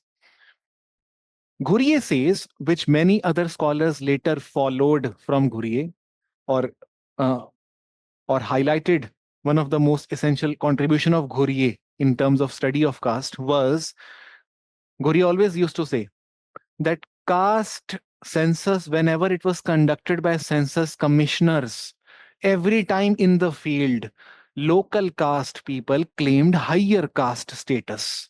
Okay, there was a tendency among people to form associations and claim higher caste status night before Britishers or census enumerators would come to them for their enumeration.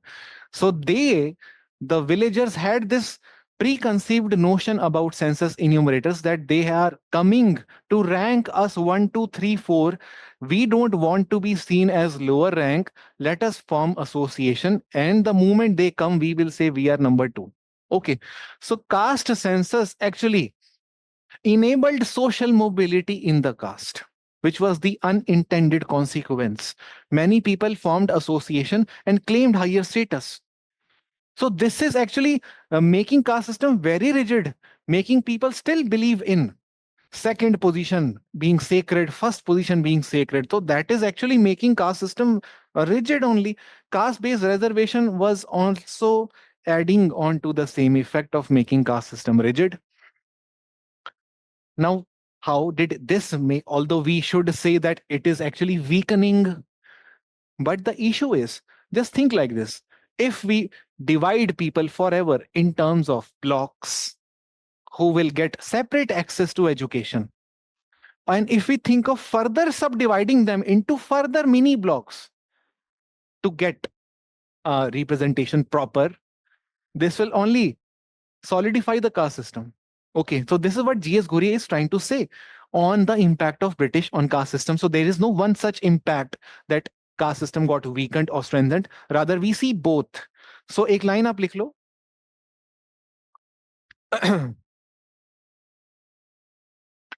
G.S. Ghuri observed both strengthening and weakening of caste system. Both strengthening and weakening of caste system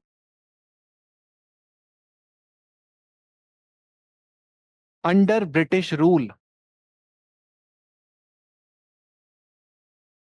Under British rule. He was mainly concerned about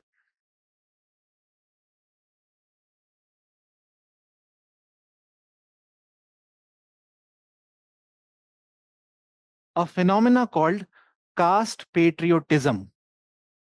He was mainly concerned about a phenomena called caste patriotism.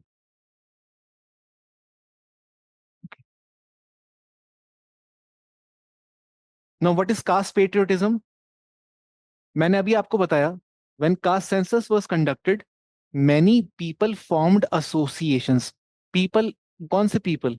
ये जो हैं सब जाट, गुजर, Marathas, they formed associations. Maratha association, Kunbi association, Jat association. ये associations missing है from the pages of history. Before you study British Indian history, आपको उसके पहले एसोसिएशंस दिखेंगे नहीं. ये एसोसिएशंस का राइज ब्रिटिश इंडिया के टाइम हो रहा है. With census associations are getting developed more and more. Everyone wants to be seen as the top rank. And at the same time, with rise of association, people are developing more and more caste word tendencies among themselves. They are no longer just Vinay or Raj. They are Jat or Gujar because they are part of association. So this patriotism is more towards their caste. They are Jat first, Gujar first, Kunbi first, Maratha first. So patriotism at national level is subsided by patriotism at caste level, that our interest should be booked first. So instead of national patriotism or patriotism at national level, we had the same at caste level. This is what Ghuri observed, which is making caste system more and more strong. Did you get this point? Okay, so write down caste patriotism refers to a tendency among caste associations, a tendency among caste associations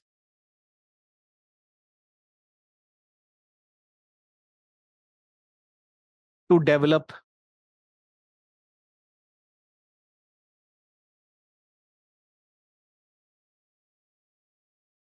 inward or community sentiments on the lines of caste. Inward or community sentiments on the lines of caste.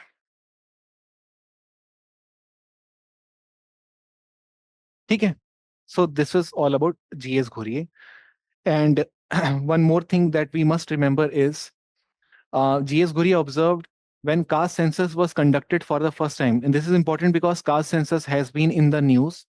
So G.S. Ghurye used to say that when caste census was conducted in India, 1931, and before that too, because 1871 it started, 1891, 1901, the first official census, some people call it as 1871, some people would call 1891 wala as the official, some people would call 1901 wala. Okay. But anyway, when it comes to caste census, Ghurye says when it was conducted in India in 1931, then it was found that non-Brahmins in South India, the non-Brahmins in South India, uh, somehow staged protest against over-representation of Brahmins in the administration, in the universities. This was not resonating very well with the non-Brahmins from South India, and there comes non-Brahmin movement or anti-Brahmin movement against the Brahmins by the South Indian non-Brahmins, which means that social movement got developed around caste lines, caste patriotism developed around caste lines. These associations helped many non-Brahmins get mobilized against the Brahmins. So this is breaking India into caste blocks. This is what G.S. Ghurye believes. Okay, so I hope this is clear to you. Now, the next thing to be understood is a person called uh, um, Louis Dumont. Okay, so we'll start with Louis Dumont. Just give me 2 minutes break. I need some rest. मैं 2 minute में ही आता हूँ. Continue करता हूँ. Okay, so let us begin with Louis Dumont. Now, what does Louis Dumont have to say on caste system? Okay, so remember, Dumont is using Indological approach, definitely, on caste system. He is studying caste through Indological approach, and he is also studying caste through what we call as the structuralist approach.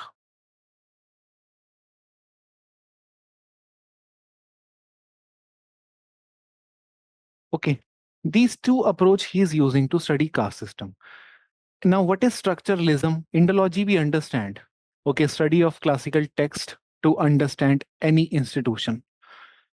When it comes to structuralism, structuralism is basically a philosophy or a theory made or developed by Levi Strauss, who used to say that society is organized not in terms of groups which are contributing in terms of some functions. Society is organized in terms of groups which are arranged in hierarchy of pure and impure. Okay, this is in context of Dumo's application of structuralism. Structuralism अपने आप में क्या होता है, मैं आपको simple बता दूं. ह्यूमन माइंड जो होता है, ह्यूमन माइंड वो समाज को ना ऑपोजिट के टर्म्स में देखता है. Good bad, moral immoral, legal illegal, right wrong, left right. ये जो हमारा माइंडसेट है, इसी माइंडसेट का प्रोडक्ट है caste system, pure impure, where pure is the Brahman, impure is the untouchable. तो इसका मतलब कास्ट सिस्टम का प्योर इम्प्योर का जो प्रिंसिपल है, उसका कहीं ना कहीं से ओरिजिन डूमो ने इंडोलॉजिकल टेक्स्ट में पाया है. He somehow found the principle of pure impure in the Indological texts, where he found that cow is equated to Brahmins, and the person who killed the cow is seen as the impure or someone who cannot be forgiven. So impure and pure is coming from the notion of cow. Okay, the sacredness attached to cow. So structuralism को अगर हम define करें, an approach which classifies social world and its units in terms of binary opposition.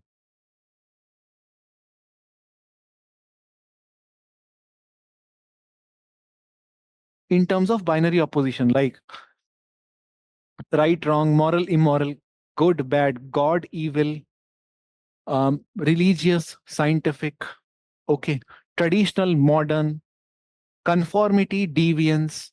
हम ये binary opposition ही देखते हैं हमेशा. Okay, fine. Now, this is applicable. This is visible. Binary opposition is visible as a principle in formation of caste system too,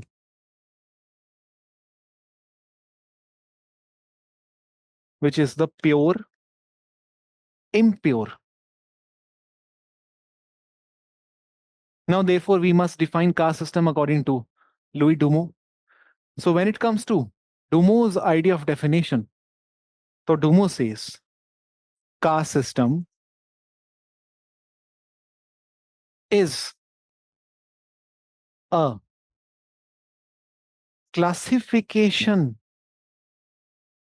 classificatory system of social groups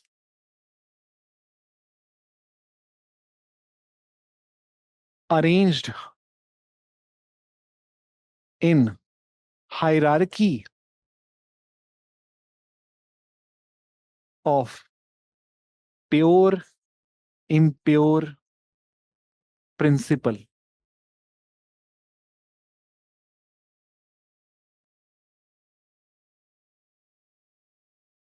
Classificatory system of social groups arranged in hierarchy of pure, impure principle. Okay. This is what Dumo would say. Now, let us come to the features of caste directly. क्या क्या features उसने cast के दिए, अभी आपको ये ध्यान रखना है कि क्योंकि Dumont has done field work too, इसने फील्ड वर्क भी किया है, सिर्फ टेक्स्ट वर्क नहीं किया है. तो यानी वर्ण और जाति दोनों को पढ़ा है इसने, बट दोनों के अंदर प्योर इम्प्योर के बाइनरी ऑपोजिशन को लेकर समझा है इसने दोनों को. चाहे टेक्स्ट बेस्ड वर्ण सिस्टम हो प्योर इम्प्योर, चाहे जाति बेस्ड, चाहे कॉन्टेक्स्ट बेस्ड जाति सिस्टम हो, उसमें भी प्योर इम्प्योर की बाउंड्री उसने समझी है. सो फीचर्स अब हम लिखते हैं, क्या क्या है फीचर्स ऑफ caste system. सबसे पहला feature, hierarchy of social groups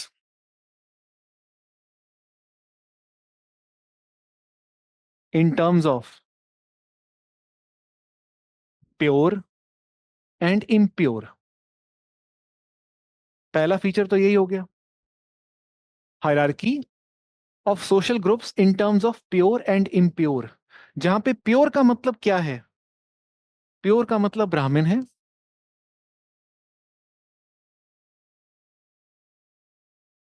and impure का मतलब है untouchables.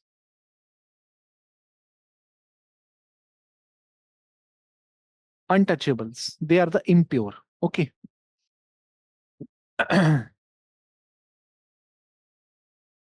Okay. Second aspect, I come to Google too, जो भी आप बता रहे हो इसके बाद में गूगल पे आ जाता हूं। एक बार पहले फीचर्स एक्सप्लेन कर देते हैं। Hierarchy of social groups in terms of pure impure, pure is Brahmin, impure is untouchable. Second, religion और religious status is superordinate to economic and political status. Now what does it mean? If you see the caste system, it is like this.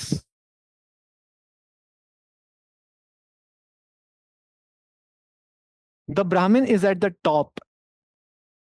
Dumo says he is not, Brahmins are not at the top because they are the wealthiest among all. They are not at the top because they are politically powerful among all. They are not at the top because they have highest numbers among all. They are at the top because religious status of Brahmins is seen as the purest according to the text, which means the caste system has come into existence only because of a layer of society called religion, which has kept Brahmins superordinate to the people who are wealthy and the people who are powerful. So Brahmin's top position reflects the importance of religion. Kshatriya second position reflects the secondary importance given to political status. And the Vaishya's third place reflects tertiary importance given to economic status. And if you look at the last layer, not even Shudra, but the untouchable, if you see, they are not untouchable because they don't have numbers. They are not untouchables because they don't possess power. They are not untouchable because they are poor. They are untouchable because of the same religious sanction. Religious sanction. So, what do you see eventually? Eventually, you see the caste system is layered with religion at the top and bottom, governing wealth and the politics. So the power and wealth is encompassed by religion from extreme ends. ये है caste system according to Louis Dumont. ये वाला point समझ गए आप लोग? ठीक है, सो इसको हम ऐसे लिखते हैं, religious status encompasses wealth and power, which means you see hierarchy even here, the hierarchy of three different dimensions of man's life, where religion is given super importance over the wealth and the power. This is also hierarchy. Okay, hierarchy of religion, power, wealth. Okay, here again you had hierarchy pure, impure. And this pure and impure are religious labels. Okay, so ये हो गए 2 points. Third point, caste system is a ritual and non-competitive hierarchical system. Now, what does it mean? Ritual and non-competitive hierarchical system. What is the ritual you have understood? It refers to religion. What is the significance of non-competitive? If you understand the competition, which is conflict between groups or individuals, unlike that case, caste system presents to us groups which conform to their status without having any issues, which means Kshatriya have no issue with them being second, the Vaishyas have no issue with them being third, Shudra have no issue with them being fourth, untouchables have no issue with them being out of the Varna system. It is non-competitive hierarchical system. People cooperate. They don't engage in conflict. So write down, instead of conflict between castes, cooperation exists,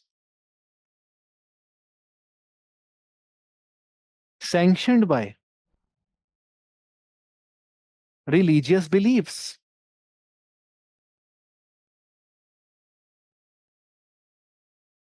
It is a sin on the part of lower caste to speak against upper caste. This sin cannot be committed by them. So therefore, the status quo is maintained, sanctioned by religious beliefs. It is non-competitive in nature. Okay. Fourth, binary opposition is visible within caste groups and across castes. Within caste groups and across castes. अब इसका मतलब क्या होता है? सबसे पहले समझते हैं within caste groups and then we understand across caste. Okay. In fact, he says binary opposition is visible within caste group, across caste, and within whole Hindu civilization.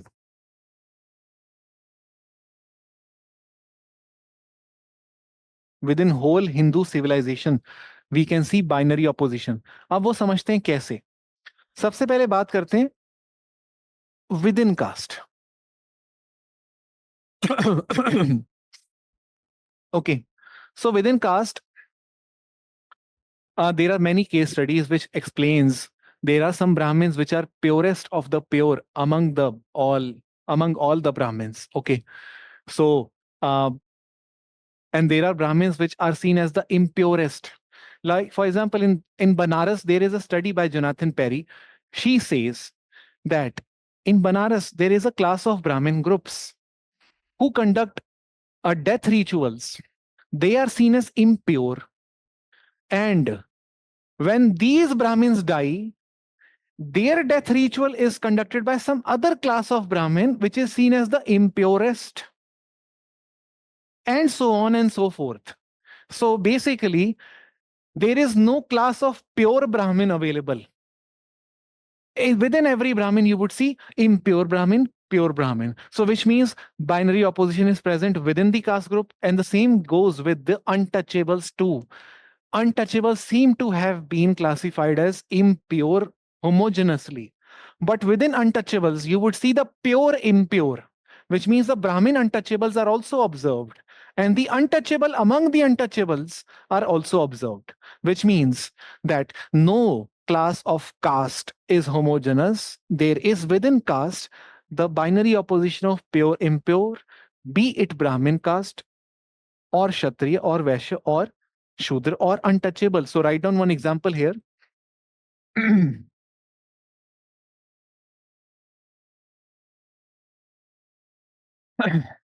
Within Brahmins first. First, we will write within Brahmins.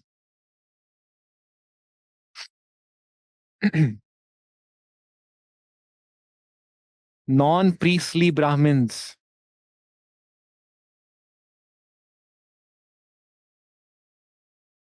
are seen as pure. Non-priestly Brahmins are seen as pure. Non-priestly means the scholarly, not common men, the scholarly Brahmins, like professors of Vedas. They are seen as the pure. And the temple priests are relatively seen as impure. The priestly Brahmins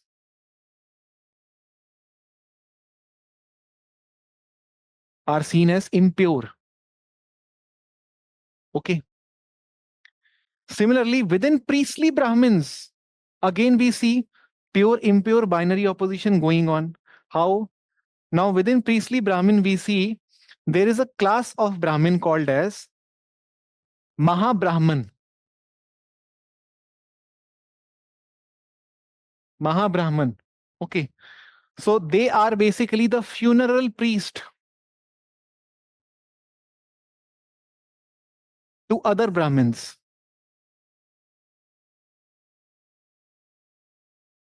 Funeral priest to other Brahmins. Okay. And then we see another group called Mahabappa. Mahabappa, which is inferior to Mahabrahman, and Mahabappa are funeral priest to these funeral priest. Okay. Funeral priest to the funeral priest.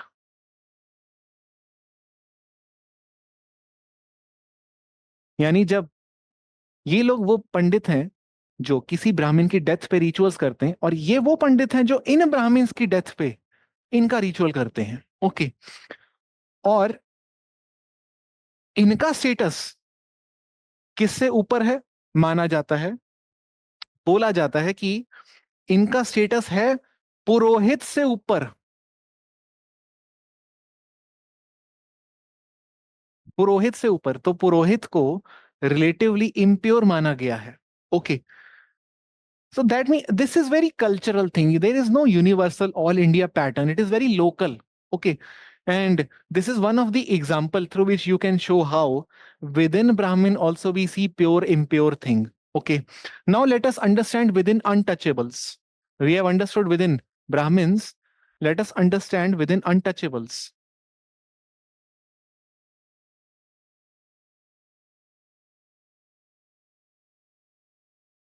So within untouchables, there is lot of study. Okay.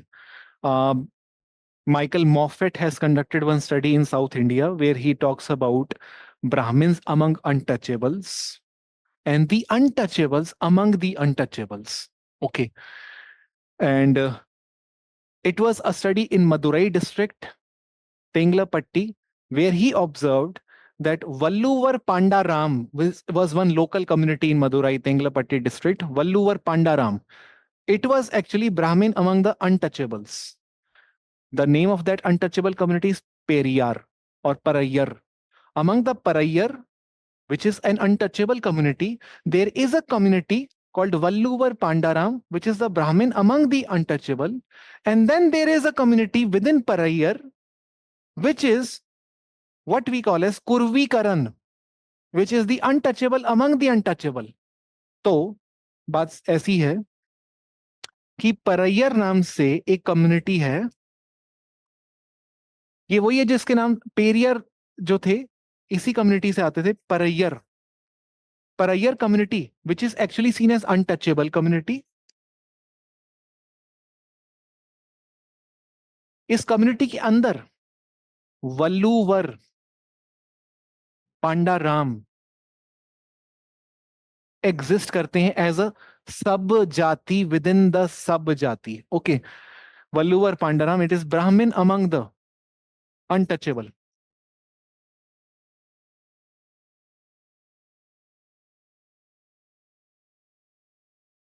Okay. And then we have Kurvikaran, which is the untouchable among the untouchable, which means you see pure, impure even within the impure. कहने की बात ये है, okay, important वो ही उतना ही हमारे लिए समझना। और लुई डुमो यहाँ पे रुकते नहीं है। लुई डुमो बोलते हैं कि ये बात सिर्फ कास्ट सिस्टम तक खत्म नहीं हो जाती है। प्योर इम्प्योर का ऑपोजिशन पूरे हिंदू सिविलाइजेशन में दिखता है, हर चीज के अंदर। अब वो कैसे दिखता है? वो बात करते हैं फूड प्रैक्टिसेस की। So in food practices, we have this distinction, classical distinction, Sanskritic tradition distinction called pakka food and kacha food.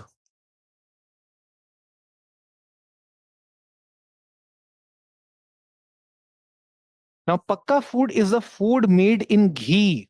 घी लगने मतलब प्योर हो गया है. Kacha food is the food made in water. Usually pakka food is consumed by the upper caste.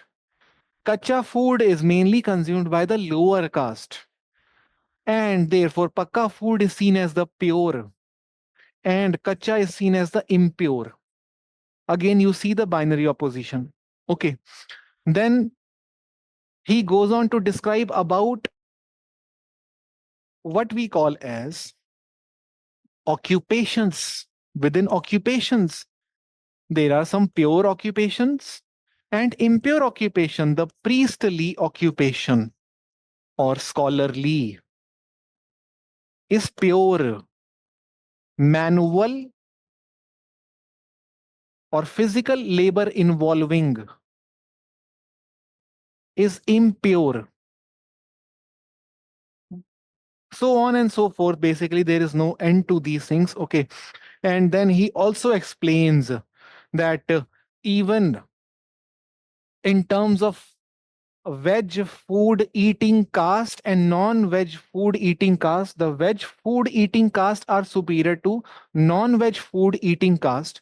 And even within non-veg, in fact, let me also tell you the same. When food, pakka food, kacha food is there one pure and impure, then there is one more pure impure within food, the veg food and the non-veg food.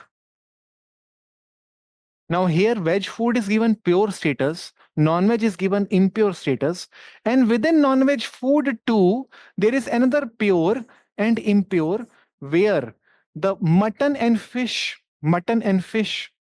are seen as pure non-veg and chicken is seen as impure non-veg because mutton and fish are offered to Devi in the temple. Chicken is never offered to Devi. Mutton and fish is observed among Hindus to have been offered among Devis, and Devis accept them. So, mutton and fish, and here chicken. Okay, तो इस तरह के उसने बहुत सारे दिए, but अब हमको उसके आगे जाने की जरूरत नहीं है, ठीक है। ये कुछ प्रिंसिपल्स हैं उनके कास्ट सिस्टम के. Let me see if I did not, if I missed out on any important feature. All the features are covered. इसके अलावा आपको और कुछ नहीं करना है घुरिये के अंदर, बस ध्यान रखना है आपको ritual status is superior to secular status. हमने ये सीखा डूमो की स्टडी से.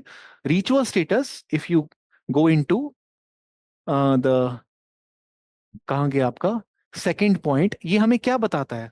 Ritual status is superior to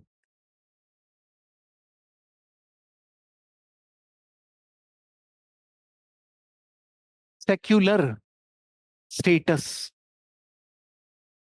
And second thing which he tells us is that caste system is arrangement of pure impure. This is not just binary opposition, it is hierarchical opposition, which means the pure is at the top, impure is at the bottom. Fine. This is what he explains. This is the major idea. Okay. And in fact, when it comes to question of hierarchy, you can explain this. Definitely, you can also explain hierarchy of what we call as ritual status over secular status, which means religion over power and wealth. This is also one hierarchy. That is also one hierarchy. Brahmin at the top, Kshatriya. This is caste based. This is the status based, that which status is given more importance. These are also hierarchy within Brahmins, within untouchable, within food, within occupation, within non-veg, all those things you can easily arrange. Okay. Encompassing principle. Encompassing principle, as I told you. कहाँ गया? इधर यहाँ पे लिखा था, इधर चले गया यार, ये रहा सेकंड पॉइंट। इनकम्पास, आप देखो ना, ये देखो, ऐसे आपको समझ आएगा। अभी मैं आपको डायग्राम दिखाऊंगा, उससे क्लियर हो जाएगा आपको, बट आप ऐसे सोचो, ये रहे ब्राह्मण्स, ठीक है, ये एक पोल एंड पे मैंने यहां पे रखा है, ओके, ब्राह्मण्स। दूसरा पोल एंड अनटचेबल्स, ओके। कोई भी ब्राह्मण है या अनटचेबल है, that is purely religious status. Religious status, इसको प्योर बोला जाता है, इसको इम्प्योर बोला जाता है। Religious status, they are not impure because they are poor or powerless, but because they are born outside the Varna system. Religious sanctions are there, impure. Now, in the middle of this pure impure dichotomy, what lies? What lies is the spectrum of power, what we call as the Kshatriyas. Lies spectrum of wealth, what we call as the Vaishyas. Lies the spectrum of artisanship, what we call as the Shudras. So that means religious status encompass. So ये आप ऐसे पकड़ लो caste system को, ऐसे ये पकड़ लो, caste system ऐसा बना है, प्योर इम्प्योर इसके बीच में है सब, इकोनॉमी पॉलिटी ये सब इनके बीच में आता है। रिलीजन इनकम्पासेस, समझ गए आप?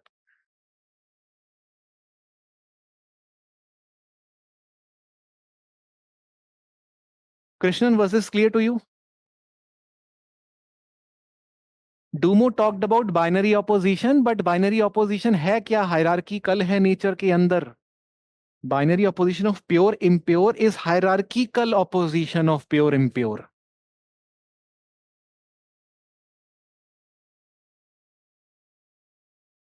ओके, चलो, ये हो गया डूमो खत्म। अब देखो डूमो के हिसाब से अगर आप चलो, डूमो यहां पे भी मैं आपको बताता हूँ, डायग्राम के थ्रू क्विकली रिवाइज कर देते हैं हम जो भी अभी तक हमने पढ़ा है।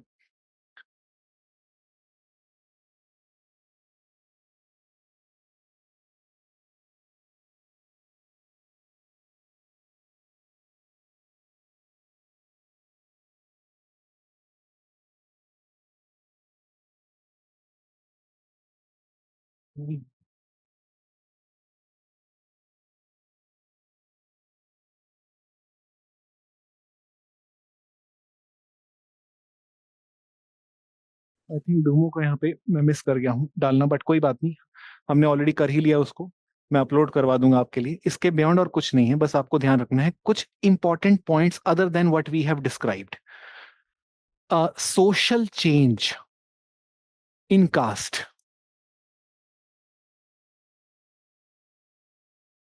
system.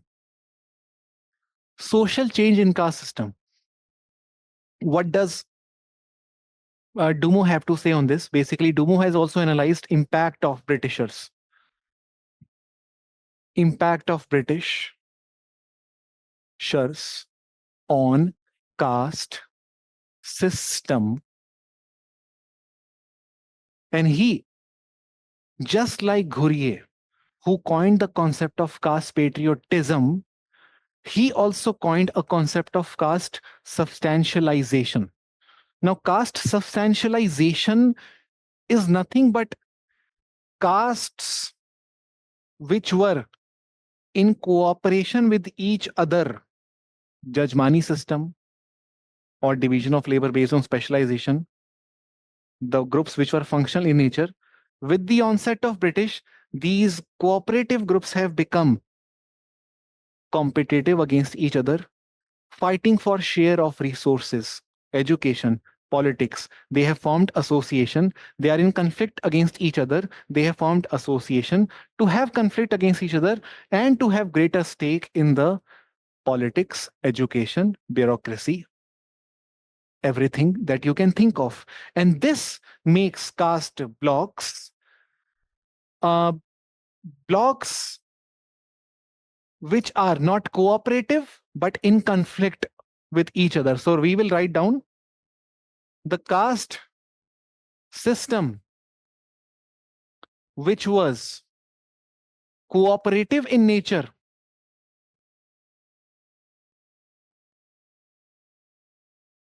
conforming to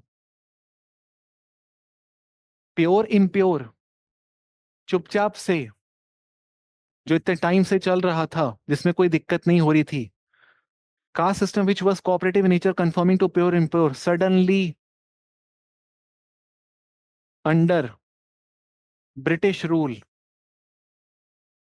transformed into, इतना लंबा तो आपको वहां लिखना ही नहीं है, ठीक है, ये तो अभी आपकी नोट्स के लिए, ट्रांसफॉर्म्ड इनटू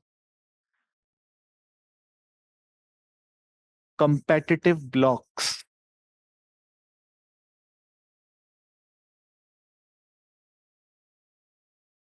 ओके okay. और ये ब्लॉक्स कैसे बने? एसोसिएशंस के थ्रू। नॉन ब्राह्मण कह रहे हैं हमें चाहिए रिसोर्सेस, दलित्स कह रहे हैं हमें चाहिए रिसोर्सेस, शेड्यूल कास्ट फेडरेशन बन गया अंबेडकर के under, Republican party of India बन गया अंबेडकर के अंडर, फिर उसी तरह से त्रिवेणी पार्टी बन गई कुर्मी कोयरीज की अगेंस्ट कांग्रेस। तो caste based blocks, caste based party, caste based federation, एक दूसरे अगेंस्ट लड़ाई चल रही है अब यहाँ पर।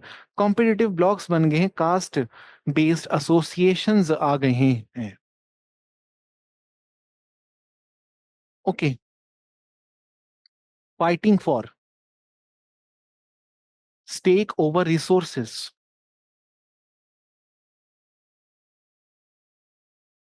stake over resources. This process is called as the process of transformation of caste system from cooperative to conflicting is called as, this process is called as substantialization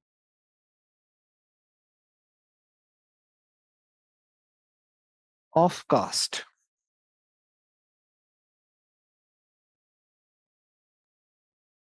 Why it is called substantialization? Because the substance of caste has changed. It is no longer cooperative in nature, it is competitive in nature.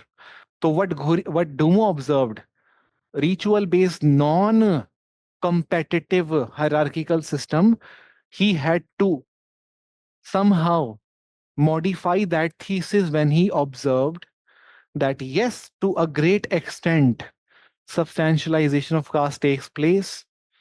But still, despite caste getting engaged in conflict with each other, Dumo observed one more thing, that eventually every caste group is fighting not for reservation in education per se or political power per se.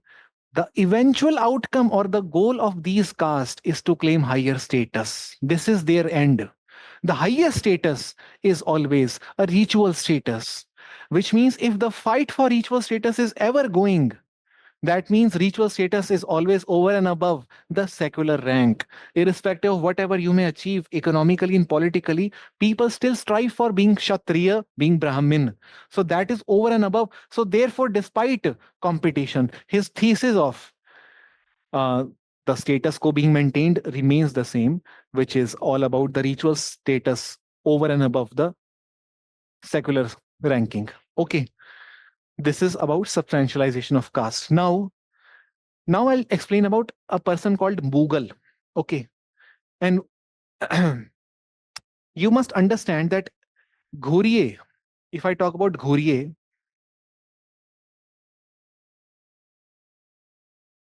had given 6 features of caste. Okay. Can you tell me what were those features? One was hierarchy. Second, endogamy. Third, lack of restriction on occupational changes. Okay. What else was there other than these? Civil and religious privileges and disabilities. Two more features were there. Segmental division of society was there. And there was one more feature. I think it was about exchange of food. Commensality, I guess. It was about commensality. Now, these are the 6 features given by Ghurier. If you look at Bogle, okay, who is ideological father to Louis Dumont, other than Levi Strauss, Bogle talks about 3 important features of caste. Okay, not 6. He talks about 3 features. Now, the features given by Bogle are hierarchy, hereditary specialization,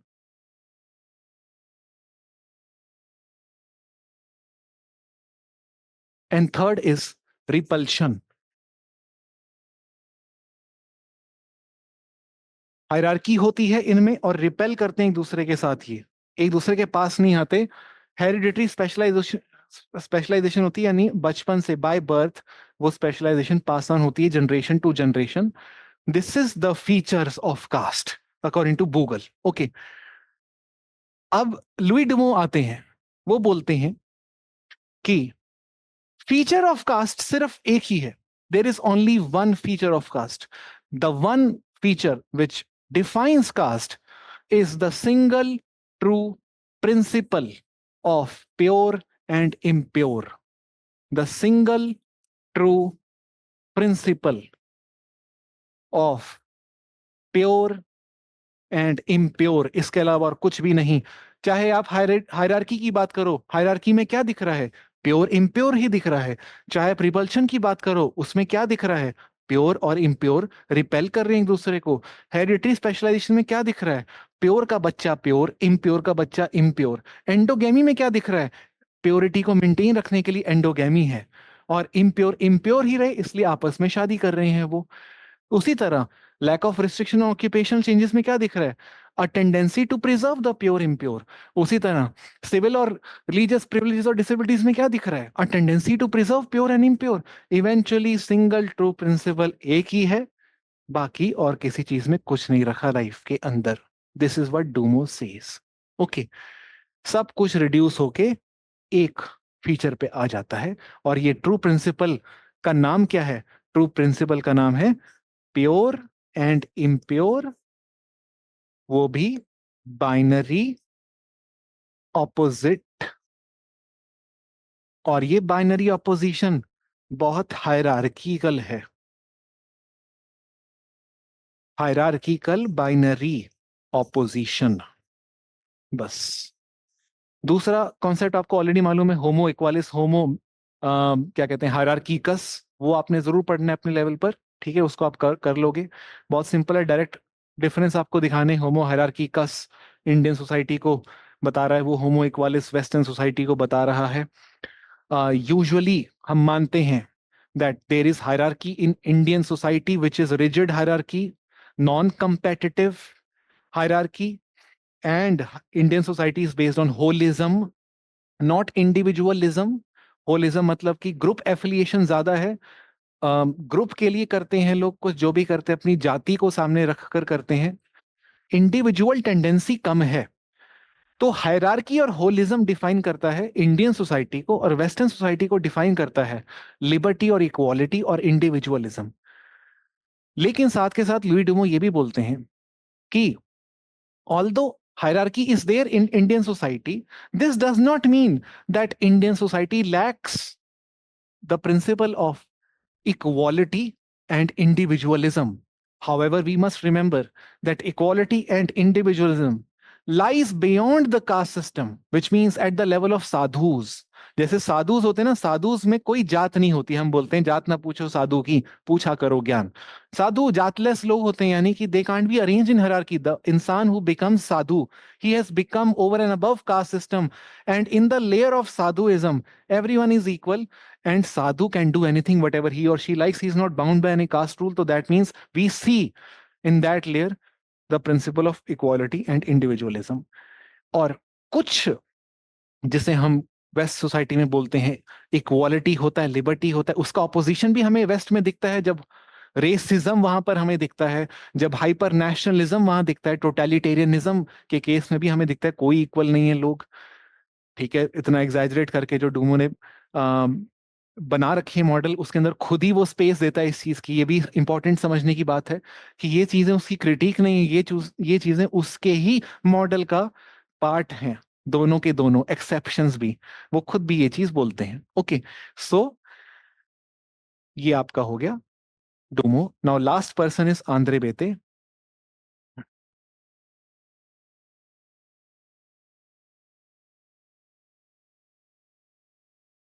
Andre Beteille, फटाफट मैं इसको खत्म करता हूँ 10 minutes में। Andre बेते सीधा बोलते हैं, अभी तक की जो स्टडीज हुई हैं कास्ट के ऊपर, none of them have been interpretative study.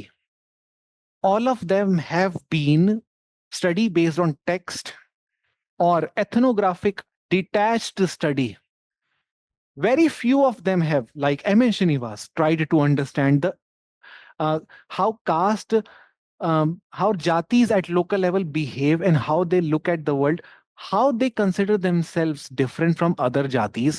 Some of this aspect were touched by M.N. Srinivas, but the pure interpretative study of caste is yet to be done.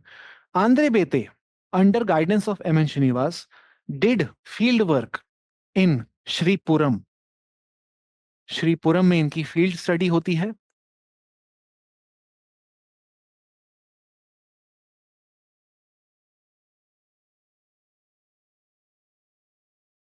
और श्रीपुरम की फील्ड स्टडी में इन्होंने interpretative और qualitative experiences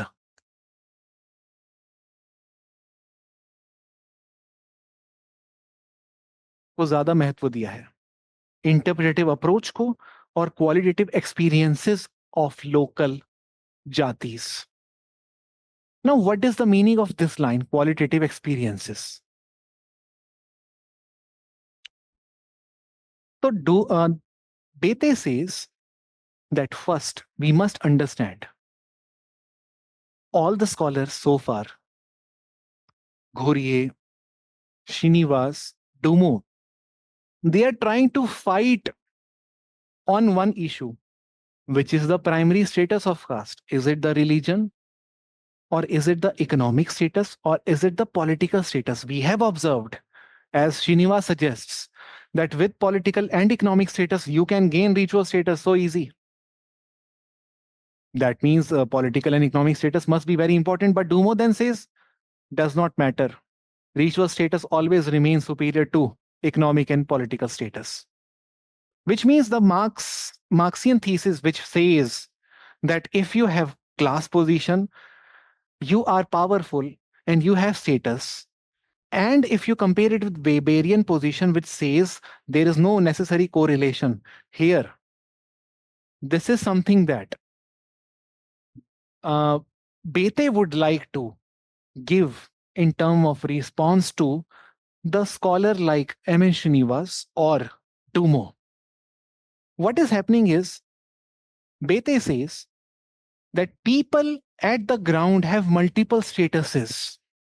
They have political status, they have religious status, definitely. They have economic status, they have population status too. These statuses can't be arranged in hierarchy in any case. What needs to be understood is, when does a person resort to which status in which context? We need to understand this as sociologists. We should understand or document which status is resorted to by which group of people at which context.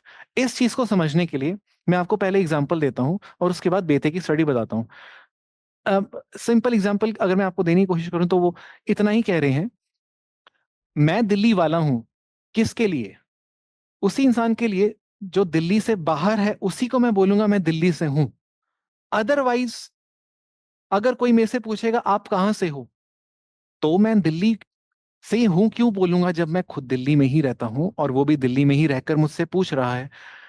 But अगर if he is asking me with in Delhi, I would say I am from Rajendra Nagar. Then if he is from Rajendra Nagar, he would then again ask me, Rajendra Nagar, which Rajendra Nagar, new or old? If I say old or new, then again he would ask me, new, new in which? So basically, I am new Rajendra Nagar वाला और old Rajendra Nagar वाला और दिल्लीite और North Indian और Indian और Asian in different context. Only the context changes. I am Indian in the context of international summits. I am Asian in the context of what we call as global Pacific summits. Okay. I am uh, what we call as uh, North Indian in a context where I am in South Indian place. So they would ask me where I'm. So North India. Oh, North India. Okay. Then I am Punjabi to a person who's outside of Punjab. I am Delhi wala to a person outside of Delhi. मेरी identity change होते जा रही है. So that means you can't say which identity is supreme. All identities are equally important. This is the core thesis of Andre Bete's study. Okay, now we are going to understand how Andre Bete is going to apply these principles. So let us understand his study of Shri Puram. In Shri Puram, he observed these caste groups. Let me show you the caste groups.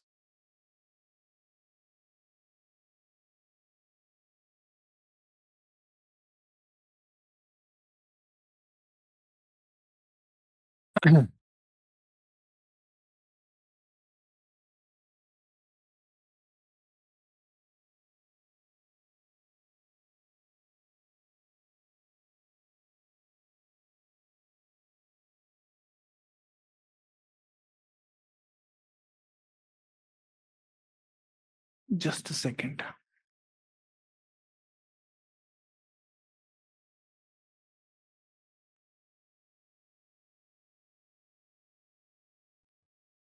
वो वाली PDF लगा दो यार. हाँ हाँ,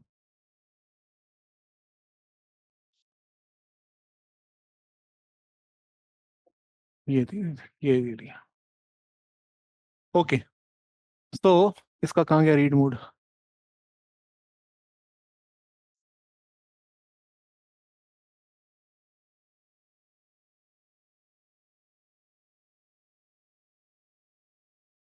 हाँ, ठीक है.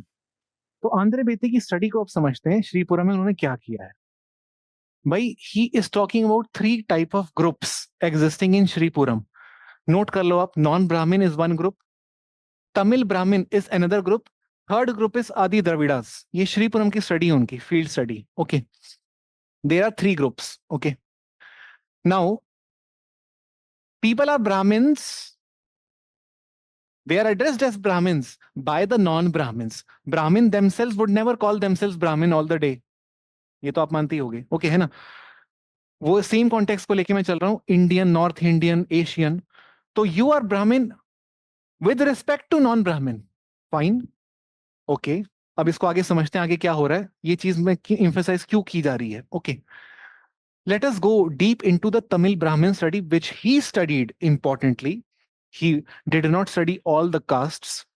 He majorly studied Brahmins because he himself, being Brahmin, got access easier to Brahmin colony. Among Brahmin, there is three classification group. Mirasdar Brahmins, who are the landlords. Temple priests, who is the second class of Brahmin. पंचांकरण Brahmins, the priest for the non Brahmins. Non Brahmin के जो priestly class है, उस वो भी एक Brahmanical class है.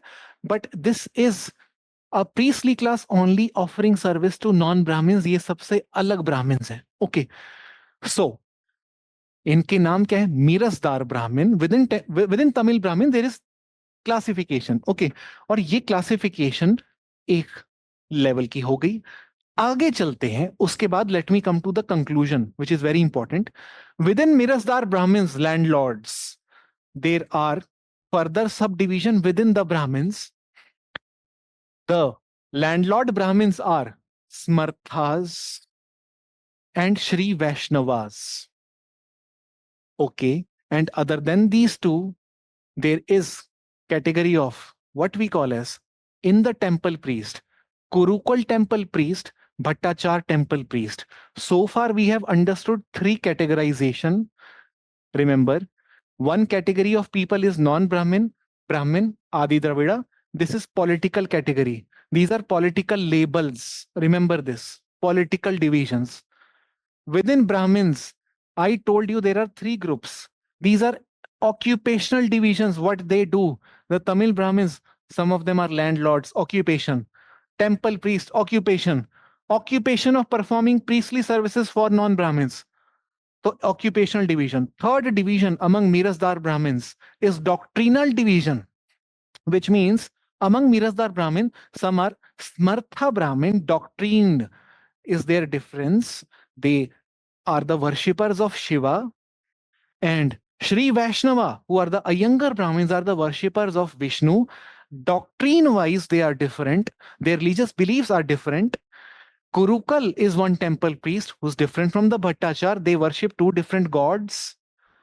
When it comes to the next categorization, so we can easily understand that within Smartha Brahmins, there is further subclassification within Smartha. The classification goes like this: Vadma Smartha, Brihacharanam Smartha, Ashtasahasram Smartha, Vattiman Smartha, and then Tengalai Shri Vaishnav, Vadagalai Shri Vaishnav, which means which means this is not homogeneous group. Even this is not homogeneous group. This is not homogeneous group because it consists of two. This is not homogeneous group because it consists of three. This is not homogeneous group because it consists of four. This is not homogeneous group because it consists of two. We also need to understand why are these classifications existing. So we understood this kind of classification exists at marital level. जब बात शादी की आती है ना, तो ब्राह्मण ब्राह्मण नहीं रहते, जोशी जोशी नहीं रहते। जोशी में भी कौन से वाले जोशी, ये वाले या वो वाले। ये मैरिटल डिवीजन का होता है डिवीजन ब्लॉक। कास्ट के बहुत सारे लेयर्स होते हैं। ओके, तो आप क्या कहते हैं, ब्राह्मण हो, तमिल ब्राह्मण, दैट इज नॉट सफिशिएंट। मिरसदार ब्राह्मण हो, दैट इज नॉट सफिशिएंट जब बात शादी की होगी। स्मर्था ब्राह्मण हो, दैट इज नॉट सफिशिएंट। वट्टीमन वडम्मा ब्राह्मण हो, then we marry. Vattiman marry Vattiman. Ashtasahasram marry Ashtasahasram. So ये marital division वाला block है within Smartha. And last is the territorial block within Vadma. There is two more classification: Vada Desh, Chauda Desh. Within Brihacharanam, there is Madhanattu and Kandra Manikya. Okay, now this is territorial division. जैसे हम बोलते हैं सतरिया Brahmins, ये उस तरफ रहने वाले, सरयू परी ब्राह्मण्स, ये टेरिटोरियल डिवीजन होती है। वैसे ही वड़ा देश, Vadama, Smartha Brahmins who live in certain territory, चौड़ा देश who live in some other territory. This is territorial division. Now the question is, which Brahmin are you? It will depend on the context. I am Tamil Brahmin. If non-Brahmin movement has taken place, then we are Brahmins, and we have to be in solidarity with each other, because non-Brahmins are going to have movement against us. No, we can't let this happen. We are Brahmins. Okay. But suddenly we are no longer Brahmin. When it comes to occupational differences, they are Mirasdar landlord Brahmins, and they are not like us. We are different Brahmins. We are temple priests. When it comes to doctrinal division, being Mirasdar is not sufficient. We are the Smartha Mirasdar Brahmins and Shri Vaishnava. That is completely different from Smartha one. And so this goes on and on. And basically what Bete observed, that principle of segmentation is constant. This is one thing. Segmentation means breakdown. We see breakdown of each caste group, be it be it what we call as Brahmins. Adi Dravidas are also segmented to huge extent, which I'm not showing here. Non-Brahmins are also segmented to huge extent, which I'm not showing here. This is shown here only to show that principle of segmentation, that means the division, the breakdown, the fission does exist within the caste. Only the degree of segmentation varies, which means Mirasdar Brahmins are divided into two, Smartha divided into four, Sri Vaishnava divided into two. The degree of segmentation varies, but the principle of segmentation remains constant. This is what Andre Bete is saying. So this is one study, one facet of his study. Second facet of his study is already what you know, the caste class power nexus, how it is changing. Now let us come to that aspect too, how it changes. But this is one thing which I wanted to show to you. And here we will understand the second aspect of his study. So what is the second aspect of his study? The second aspect of his study is, firstly, remember, what did we gain by studying the first aspect? The issue is, what is caste system? Is it a ritual system? Is it an economic system, political system? Bete says you can't establish what system is this finally. It is all of it. It depends on context. If the context is what we call as political, then the internal differences within Brahmins are forgotten. They become Brahmin. You must have seen non-Brahmin movement, anti-Brahmin movement. You would never see anti-Mishra movement, anti-Pandey movement. You only see anti-Brahmin movement. That means it is a political term used in political context. Okay. Similarly, Dalit is also political term. Non-Brahmin is also political term. But Mirasdar Brahmin है, temple Brahmin है, पंचाकरण, ये तो occupational term है. This signifies occupation. Okay. And doctrinal, Smartha Brahmin है, श्री वैष्णवा, ये doctrinal differences हैं. ये सब बताने की कोशिश आंध्र बेते सिर्फ और सिर्फ इसी चीज के लिए कर रहे हैं कि आप किसी भी एक स्टेटस को प्राइमेसी नहीं दे सकते. Write down one line. This will help you summarise what Andre Beteille is trying to से.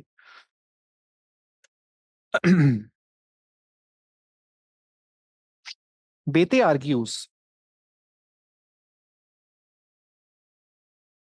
that caste system is, first we define this. Caste system is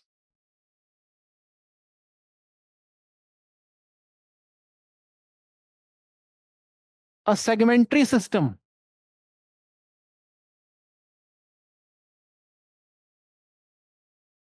Segmentary system with its several segments.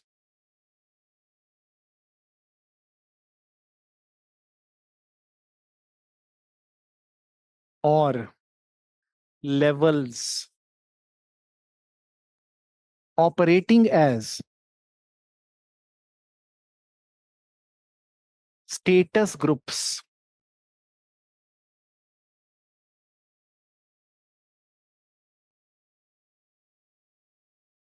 Characterized by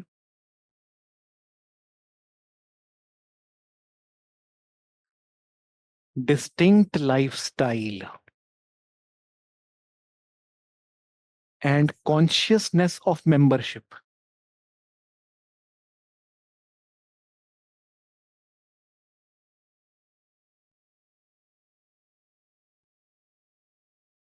आपको ये ध्यान रखना है, it is a segmentary system. अभी हमने समझे बहुत सारे सेगमेंट्स थे. इस डेफिनेशन को सामने रखकर वापस डायग्राम देखेंगे. Caste system is a segmentary system with it several segments.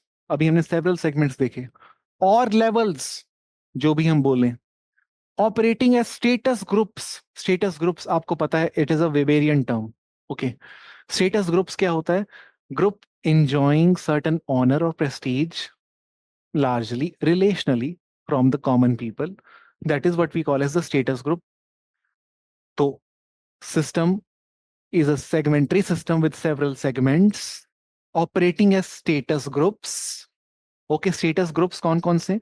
ये सब स्टेटस ग्रुप ही थे, स्मर्था, श्री वैष्णवा ब्राह्मण, different status groups. Okay, Mirasdar Brahmin, temple priest, different lifestyle, different status group, characterized by distinct lifestyle and consciousness of membership too, which means they would seriously say they are not just Brahmins. We are Mirasdar Brahmins. Consciousness of membership. No, we are not just Mirasdar Brahmins. We are Smartha Mirasdar Brahmins, and they are Shri Vaishnava Mirasdar. So consciousness of membership is very strong. This is what. Did you get this point?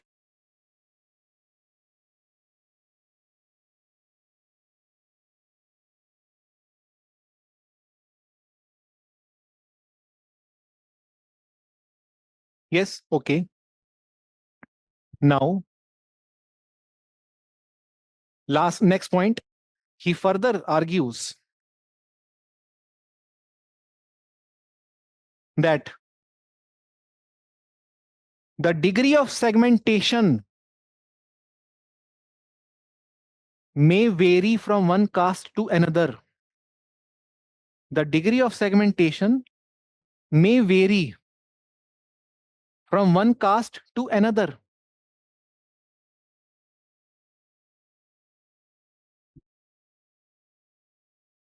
For example, Smarthas are segmented. ये देखो Smartha. Smarthas are segmented to higher degree than Shri Vaishnava.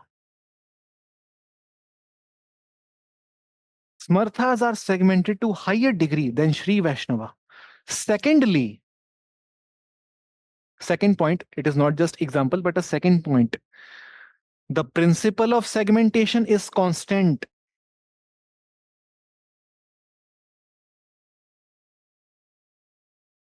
The principle of segmentation is constant, but the basis of segmentation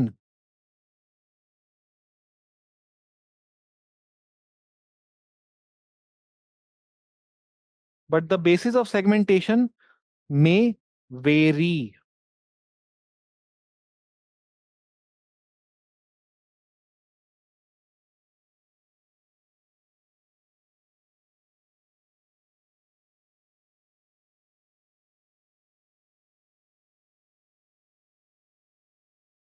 Okay.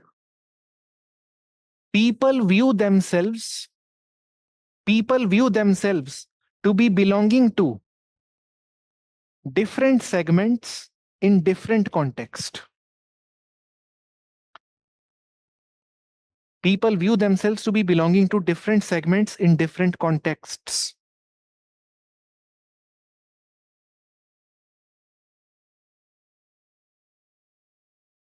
Okay. Different segments in different context. If the context is territorial, okay, which means where do they put up, then they are a different caste altogether. Vadadesh, Chodadesh. When the context is marital, they are not just Vadadesh, they are Vadma, and the other person must also be Vadma if marriage has to take place. When the context is doctrinal, they are divided into different contexts. They are different groups like Smartha, Shri Vaishnava. If the context is occupational, then other divisions come. If the political context, then other divisions come. Eventually, last line, since there are multiple bases of segmentation,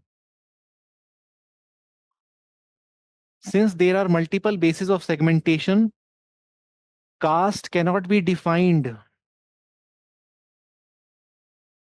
Caste cannot be defined on the basis of any single set of attributes. On the basis of any single set of attributes, be it ritual or economic or political.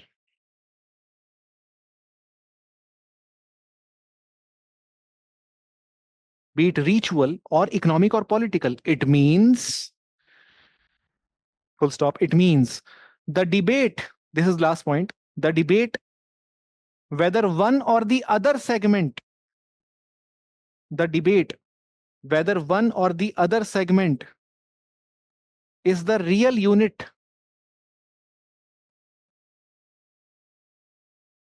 The debate whether one or the other segment is the real unit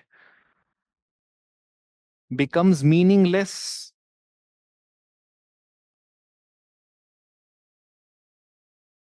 Becomes meaningless since all the segments are castes in different contexts.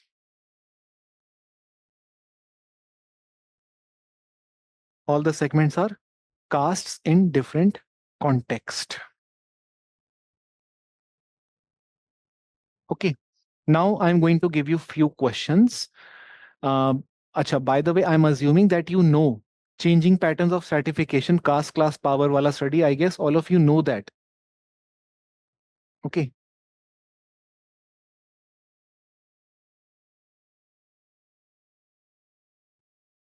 No. Okay. Principle of segmentation is constant, but basis may vary. Sanya, can you please explain once? Okay. Principle of segmentation is constant. That means caste groups are divided into multiple other caste groups. Segmentation is constant, but the basis of segmentation, the caste group gets divided into which caste depends on the context. Like the Tamil Brahmins would not be just Tamil Brahmins, they would be Smartha Tamil Brahmins if the context is doctrinal. They would not be just Tamil Brahmins, they may become or they may claim or call themselves Vadma Tamil Brahmin if the context is marital. ये होता ही है शादी के वक्त आपकी cast सिर्फ और सिर्फ ब्राह्मण नहीं रहती है. विच ब्राह्मण, ब्राह्मण के अंदर कौन सा ब्राह्मण, इस नदी के पार वाला, उस नदी के पार वाला, उस नदी में पार वाले में कौन से गोत्र वाला.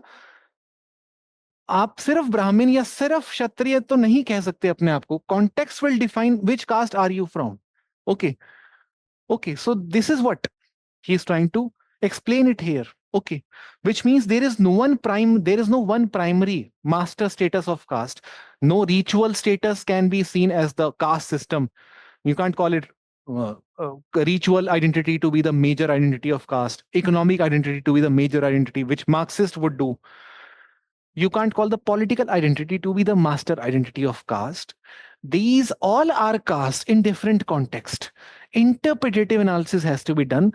People's ideas on caste should be taken into consideration, how they view caste in everyday life differently in different context. Okay,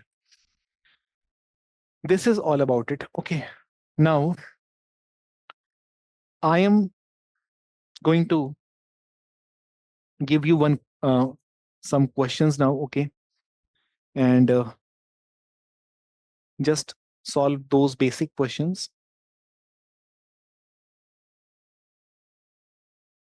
देखते हैं आप उसमें क्या करते हो. ठीक है, क्योंकि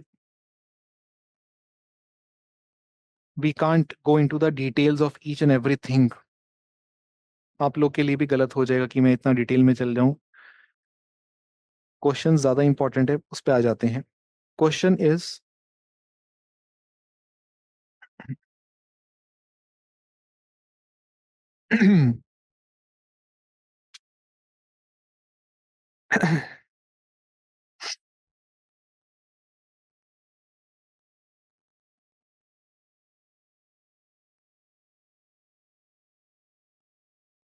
अच्छा,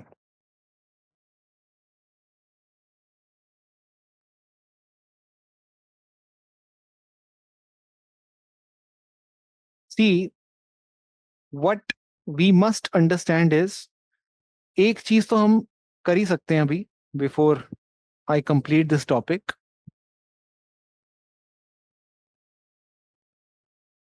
चेंजिंग पैटर्न्स को कल ही लेते हैं. Changing patterns of stratification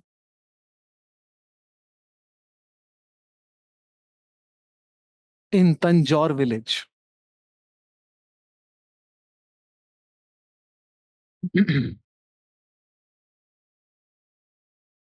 changing patterns of stratification in Tanjore village. ये स्टडी का बेसिक पर्पस क्या पहले मैं आपको बता देता हूं कि तंजौर विलेज यानी श्रीपुरम के अंदर जब स्टडी हो रही 1965 में, तो ये देखने को मिल रहा है कि there is a close association between caste, class, and power. The people who are high in caste, which is ritual rank wise high in caste, they are also high in class and power. This is what Bete observed in his matrix: caste, class, power. This is what he observed. And here in the caste, he places Brahmins. Okay.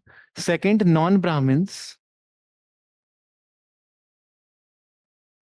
Third, Adi Dravidas. He observed that for many years, this system was going on where Brahmins, being upper caste, were landlords too. We read in the ancient history, they were given land grants by different kings. So Brahmins, being upper caste, were upper class too. Now, non-Brahmin, being second in position to Brahmin, were second in position to landlord, which is the tenants. Tenants. Adi Dravidas, since they are the community of untouchables, they were the free laborers or unpaid laborers. Okay. And when it comes to power, Brahmins were the headmen. Non-Brahmins were political subordinates. And Dravidas were powerless. They had no political position with them. This was um, the condition of the village called Shripuram. Now, this condition of this village was very much visible till 1970s. So from 1870 to 1970, this was the structure of Tanjore village. Structure of Shripuram.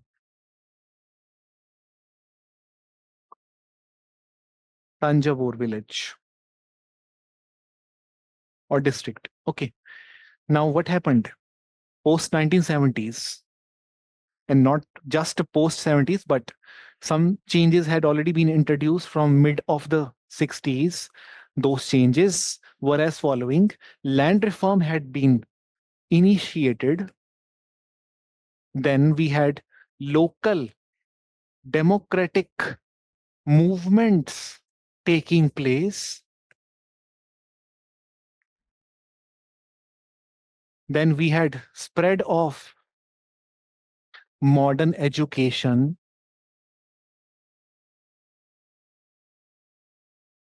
Okay. We had free market economy gradually spreading to these pockets, especially Madras city or the area around Shripuram. These changes had already begun. What was the impact of these things? The impact of these things was that this structure where caste defined class and power, this structure got collapsed.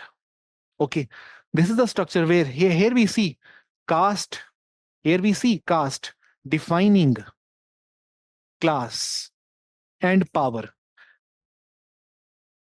This is something that we see here before rise of these agents of change, which means class and power was encompassed by or encompassed within caste, or caste had encapsulated class and power.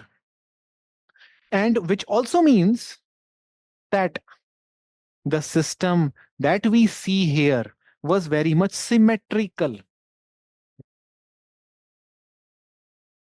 Symmetrical. Caste defining class in power, caste में number one, class में number one, power में number one. Symmetrical system. Okay. And इसी को बोलते हैं undifferentiated, यानी खिचड़ी नहीं बनी है. Undifferentiated stratification with no differentiation. Okay. Symmetrical, homogeneous. Now what is happening with land reform?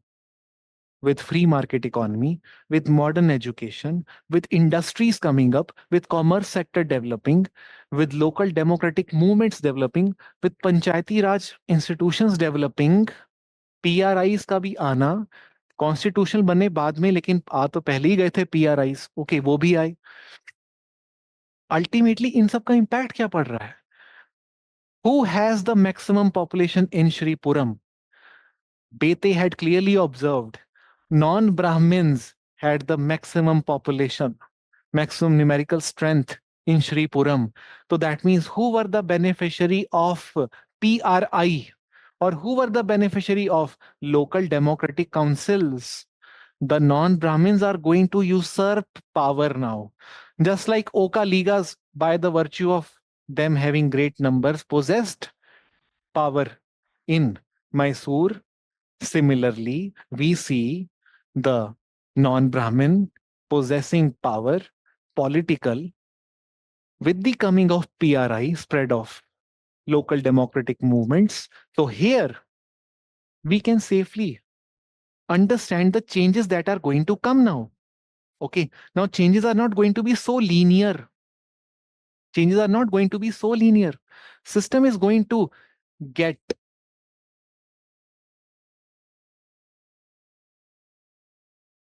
tweaked or modified to certain extent. Now what we see, we will not say all non-Brahmins became number one in power. Okay, no, only few non-Brahmins, the political leaders. Rest non-Brahmins were just non-Brahmins only. Okay, they were tenants only. With land reform, what happened? Many non-Brahmin and Adi Dravida got land. But you can't say all the non-Brahmins and Adi Dravidas got land. With spread of modern education, definitely some of the people got access to modern education. Many Brahmins went to cities and they sold their land because they wanted to afford good education in the city life of Madras, University of Madras, which was very expensive. They had to sell off their land. And who were the buyers of the land? The peasants were the buyers of the land. And the peasants had bought this land at a cheaper price, which Brahmins had no issue with because they, for the time being, wanted some amount for their survival in the city life, which means non-Brahmins got land from land reform to and through market saleability by Brahmins too. तो non Brahmins के पास land भी आ रहा है, land Lord's बन रहे हैं. क्या सारे लैंड लॉर्ड्स बन गए नॉन ब्राह्मिन्स? नहीं, कुछ लोग. Among non-Brahmins, only few people became landlord. So instead, what is Andre Bete is trying to show? He's trying to show that system is going to get changed, but you can't say the whole caste group, the amount of wealth the caste possess, the amount of power the caste possess is changing. No, what is happening is some of the individuals from that caste are usurping power. Some of the individuals from that caste are what we call as gaining access to land. Therefore, instead of caste mobility, let us focus on individual mobility. This is what Andre Bete is trying to do. Since he is Weberian scholar, he's trying to understand individual mobility of people. So here, what we are going to do is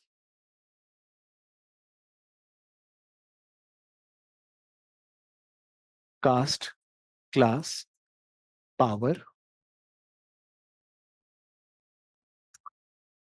Some of the Brahmins, we can only make a diagram in relation to caste, unfortunately, but we will then explicitly write it is not that all Brahmins are number one or number two. Okay, Brahmins were no longer just landlords. Some of the landlordship. In fact, what I will do now is instead of making this diagram, let me show you the diagram which I already have made. This will be more helpful. It is like this. Now see, Brahmins who were high in ritual hierarchy were landlords. Okay. Non-Brahmins were tenants. Adi Dravidas were landless laborers with agents of modernization. Okay. All those things are agents of modernization, only land reform and all those things. What is happening? Landlordship is no longer confined to Brahmins. That is why landlordship got tweaked, twisted. Tenancy is no longer limited to non-Brahmin. We may see some of the Brahmins also becoming tenant now since they have lost their land and they also failed in education. Went, they came back to their villages and resorted to tenancy. That also happened. And some of the Adi Dravidas also became tenants. So that is why this box is tilted like this. So what is happening is that not whole caste is experiencing number one to two. Some of the individuals from that caste are becoming landlord, becoming tenant, becoming landless neighbors, all because of land reform, political power movement, or BRI taking place, or modern education. These things are making status, power, and class differentiated, no longer undifferentiated. That means earlier, the wealth, power, and status was undifferentiated, homogeneously confined to a group. Now it has become differentiated, scattered across groups, across individuals. Okay. That is why we call this study as a study which shows how society experience hierarchy to differentiation.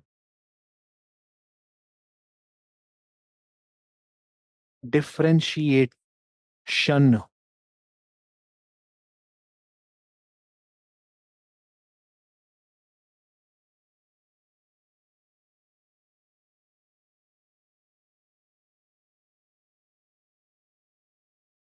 Okay. So you may see some of the Brahmins, you may see some of the Brahmins losing their land lordship or headmanship.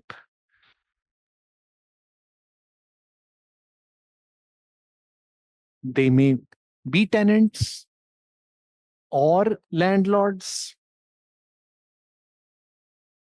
or what we call as landless laborers after losing all the land. Some of the non-Brahmins also had the same thing. Some of them became landlord, some tenant remained, some landless laborers. Adi Dravida too, same thing happened. Basically, it was no longer caste defining class. It is the agent of modernization which is defining the life chances. Okay, Adi Dravida too, some of them were basically tenants, landlords, or what we call as the uh, free laborers.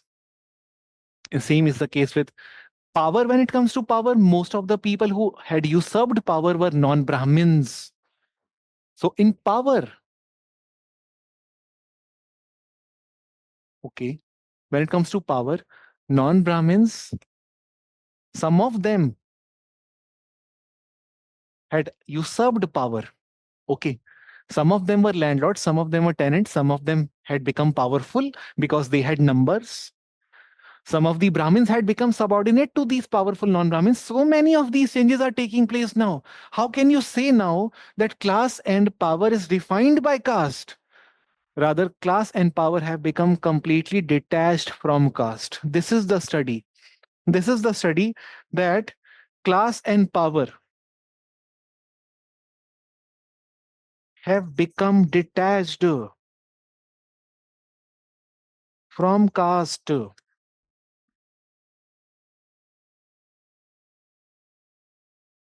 Okay,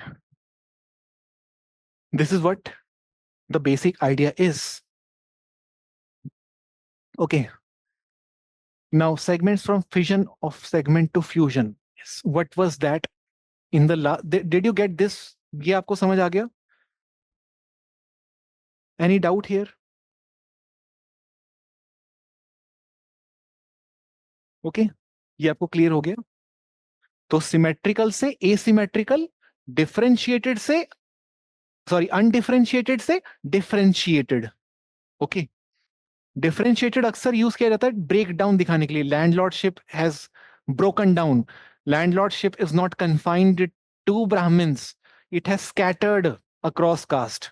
Differentiation of wealth, differentiation of power, no longer confined to Brahmin. Power is visible very much among non-Brahmin leaders too now. Okay, since they have numbers. Now, ऐसा है कि जो पिछला मैंने आपको बताया fusion and fission का जो प्रिंसिपल है वो बड़ा सिंपल है।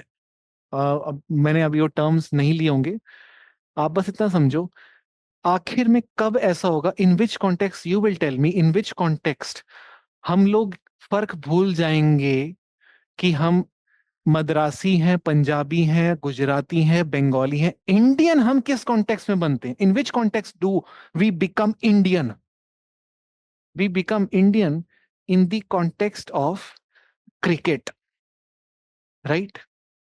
We become Indian in the context of cricket, World Cup, or we become Indian in the context of क्या कहते हैं, war with Pakistan and Bangladesh. Okay, हम इन कॉन्टेक्स्ट में इंडियन बनते हैं, सही। अब आप मुझे बताओ, हम ब्राह्मण्स कब बनते हैं? हम मतलब कि उस स्टडी में कब पाया गया when they become Brahmins, when there is opposition by non Brahmins, then these people who call themselves Martha, Shri Vaishnava, Brihacharanam Vadma, Ashtasahasram Vattiman, Tengalai Vadagalai, so all differences diluted, they become Brahmin, they are limited to being Brahmin only. Okay, when non Brahmin movement comes, they are fused into Brahmins. And when the context is marital, territorial, doctrinal, occupational, they are getting divided once again. So principle of fission is observed in non-political context. Principle of fusion is observed in political context. This is the pattern in the study of caste system. Okay. Did you get this point?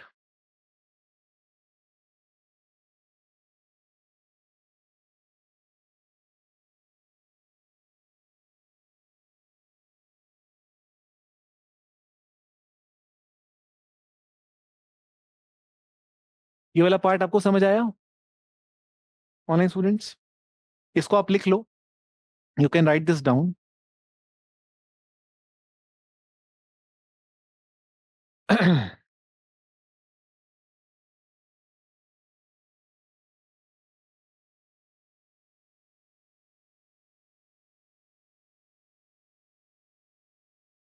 in traditional india in traditional India, there was tendency towards multiplication of segments.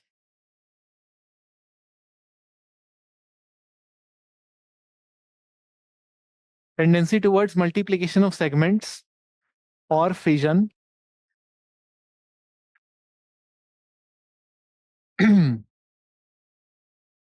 But in modern India,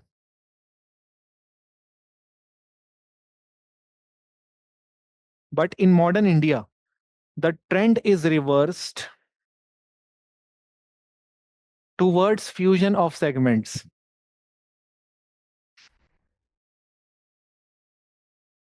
Reversed towards fusion of segments.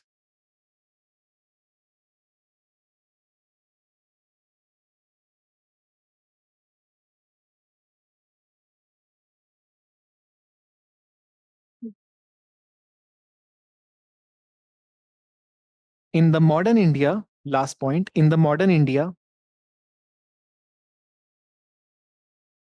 caste groups have become political groups, and Brahmins have combined together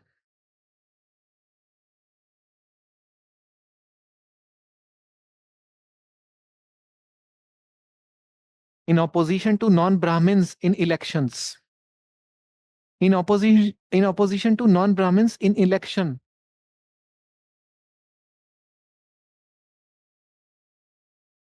okay, आप simply इतना सोचो बस. There is a person called Mirasdar Brahmin who is contesting election, whose caste is Mirasdar Brahmin. And then there is another Brahmin, Panchankaran Brahmin, who is contesting election. And then there are some non-Brahmins, the Shudras and Adi Dravidas. If I am a Brahmin, I would not understand these differences as important now. I just want Brahmin group to win the election. So my vote is to Brahmin, be it Mirasdar, Panchankaran, we are Brahmins first. In the political context, we fuse as Brahmins, but in the non-political context, we become dispersed. During marriage, only we will ask each other which Brahmin are you. ये वाले Brahmin नहीं हो तुम, वो वाले Brahmin चाहिए हमें. ठीक है? So during marriage we will become scattered, but during political context we become fused. यही study है बस. ठीक है? मॉडर्न इंडिया, जैसे आप एजेंट्स ऑफ मॉडर्नाइजेशन की बात करते हो, वैसे वैसे अब जो फ्यूजन है वो बहुत स्ट्रांग होते जाएगा. कास्ट पॉलिटिक्स का मतलब क्या है? फ्यूजन बहुत स्ट्रांग हो गया है आज की डेट में. Okay, understood this point. So with this I give you 2 questions और उसके बाद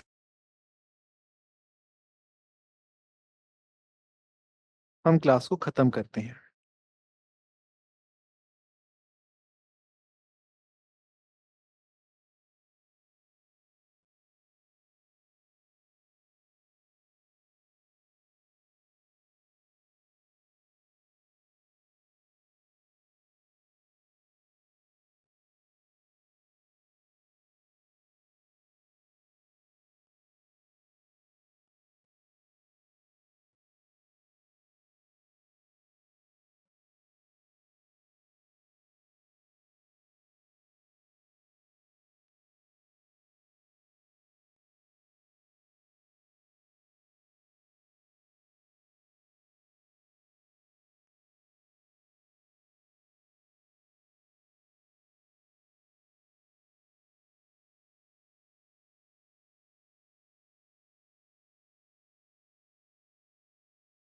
Is Indian society, let me give you questions which are troublesome. Okay, is Indian society moving from hierarchy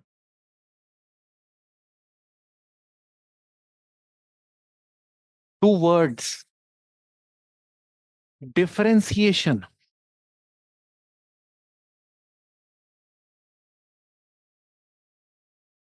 Illustrate your answer with examples. 2021, 20 marks. And next question from Bete is, discuss Bete's account of relationship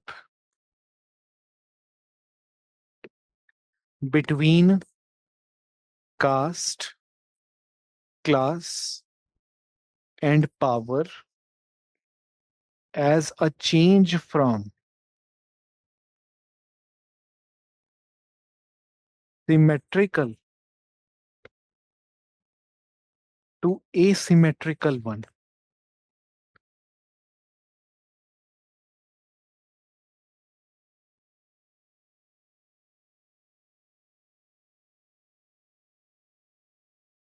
Just think of the structure for the first question. Okay, इससे मिलता जुलता question आ सकता है इस साल, क्योंकि 2024 मतलब three years का गैप है, तो ऐसे क्वेश्चन वापस से गोल घूम के आते हैं. Just think of the first question. I'll tell you the structure later on. आप 4 मिनट लो, 5 मिनट्स लो आप फर्स्ट क्वेश्चन के स्ट्रक्चर के लिए. तो वो यहाँ पे वर्ड चैलेंजिंग हो जाते हैं. डिफरेंशिएशन का मतलब यहाँ पे क्या है, तो वो रेडी रहे हम इन चीजों के लिए. Okay, so Shruti, just we are done. आज के लिए we are done. Okay, rest of the topics you can do on your own. Now I'll simply go through the questions, okay, and the structure for those questions from caste system. Okay, this question, see if you the question is, hierarchy towards differentiation. Is Indian society moving towards hierarchy, moving towards differentiation? First we need to explain the meaning of these terms here. Hierarchy, yahan se, we need to understand the context. There is no fixed meaning of hierarchy. Hierarchy is defined by Dumo is different from hierarchy as defined by Weber, as defined by Ghurier. Okay. In all the cases, there is vertical arrangement, but the criteria for vertical arrangement is different, but hierarchy is there. So hierarchy, one thing is very sure, it is vertical arrangement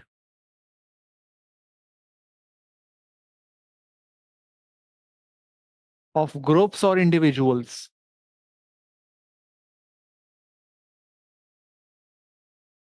on the basis of either ascriptive or achieved status.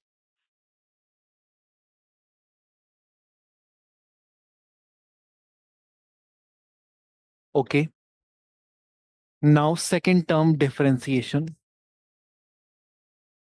Differentiation, the meaning. In mathematics, we say differentiation means breakdown, or what we call as the fission. Differentiate हो जाना मतलब कि break down हो जाना. Okay, so in simple language, we will say differentiation refers to the breakdown of hierarchical arrangement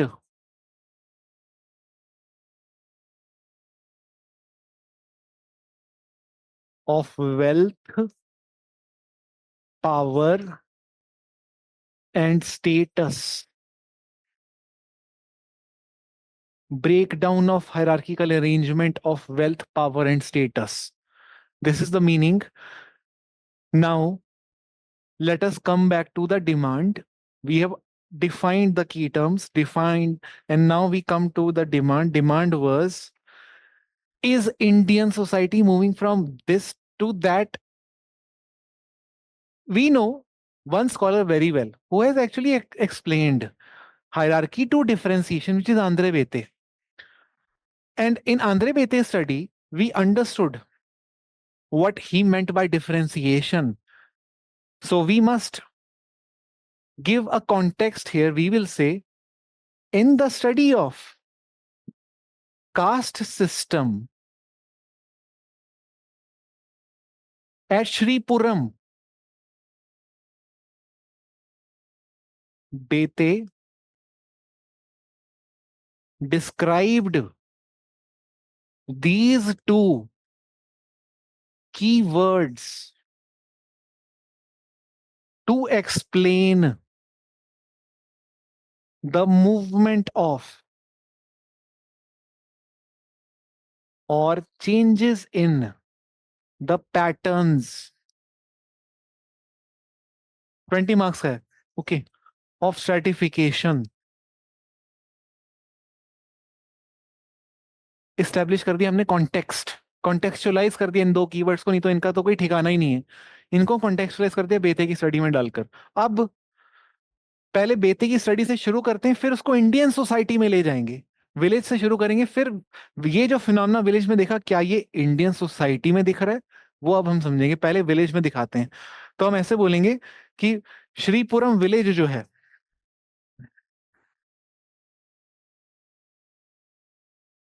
उसमें cast, class, power,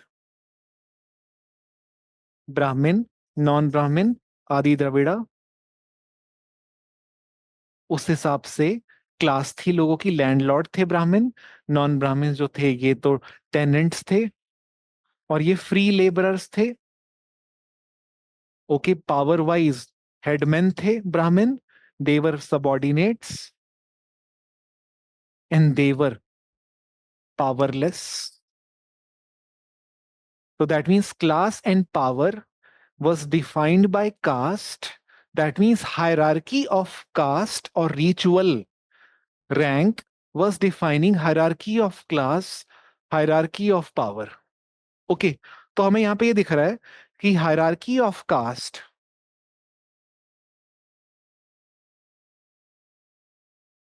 defined hierarchy of class and power, and therefore this system was undifferentiated. There was no breakdown of wealth, power, status. Status wise, Brahmin top caste. Wealth wise, top landlord. Power wise, top headman. This was till 1970s. Till 1970s, this was Shripuram village. Now Shripuram village underwent changes. The changes that Shripuram village underwent was possible due to agents of modernization, and those agents of modernization are land reform, PRI, free market economy, modern education, and rise of caste-free occupations. Caste-free occupation like engineer did not have to be from a specific caste. Caste-free occupation, unlike sonar, okay, who had to be from. So we had rise of caste-free occupations, and all of this was agent of modernization. Now these agents, when they interacted with this structure, the structure got tilted in a manner that wealth, power, status, which was hoarded by a group, got scattered, dispersed across individuals, making the system differentiated. Okay, making the system differentiated.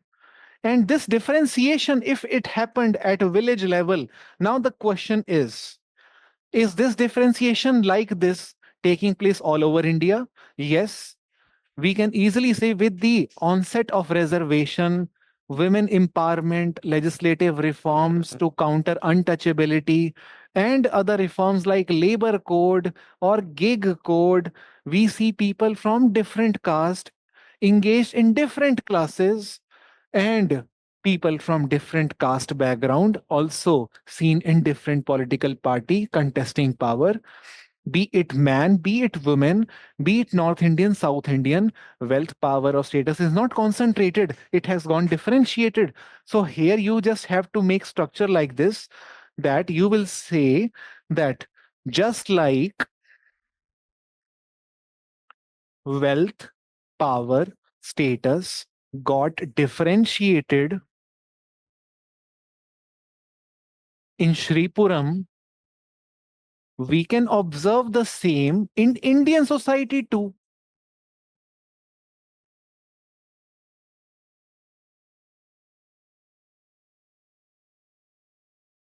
Now, make a subheading: differentiation.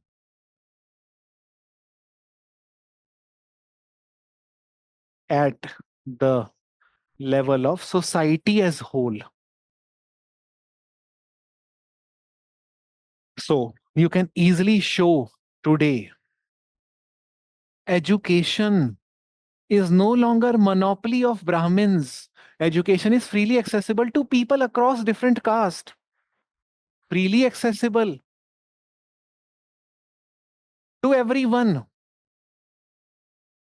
And for this, we had right to education, which was the agent of modernization, which differentiated education and de-hyphenated education from Brahmins and somehow spread it among every caste.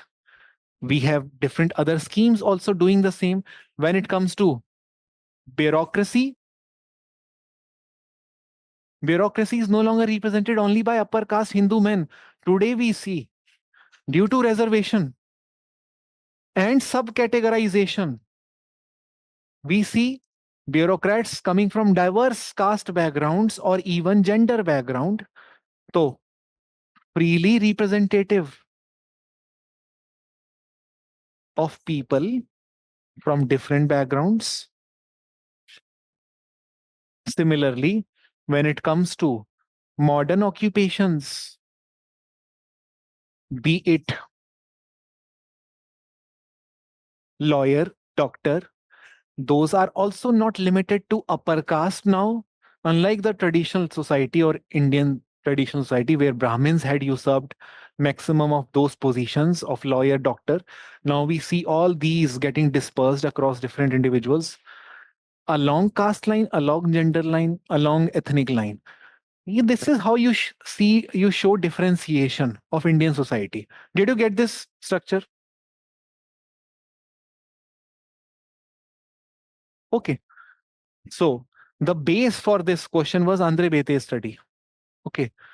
From Andre Bete, we come to India level. Okay, Andre Bete himself would not have said, and he also clearly said, whatever I am observing, that is only for Shripuram. I can never draw generalization large scale that this changing pattern of certification is taking place beyond Shripuram too, because the data set available before him was that of Shripuram, and he was a dedicated field worker. He did not want to become a theoretician, and he just developed an ideal type of social change in Shripuram. And he said the same ideal type or typical classification of change can be observed all throughout India. He did not have capacity to do that only because of limitation of field worker, but we can definitely conclude that on the basis of the knowledge that we have. And for this, we don't require scholars. For this, we just require to hit the demand. Hitting demand is most important. Okay. While writing these points, you may then write some scholar. Like if I say bureaucracy has gone freely representative and it is no longer limited to Brahmins now. So I can safely say that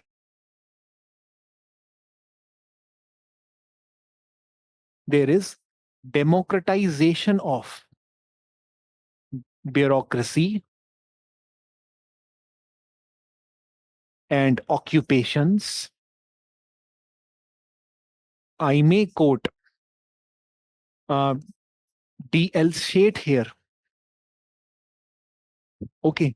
But this is not important. I may quote some other people like Partha Chatterjee or Sudipt Kaviraj, but they are not important. Important is this argument. Okay. They are just substantiating. Okay.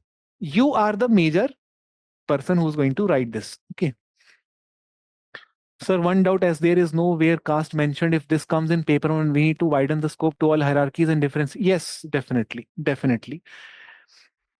So if see the thing again, if the keywords are defined properly, we are helping ourselves. Okay, that is why definition becomes very important. With definition, we help ourselves only, and examiner definitely is going to get helped, and he will get help to extent that he may give you good marks.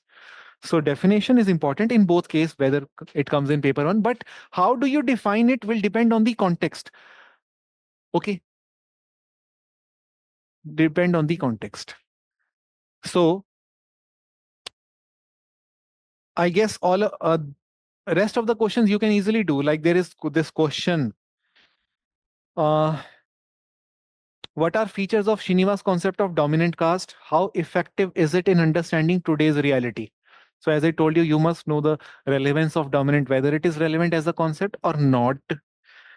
Then we have a question called distinguish between positional change and structural change of caste.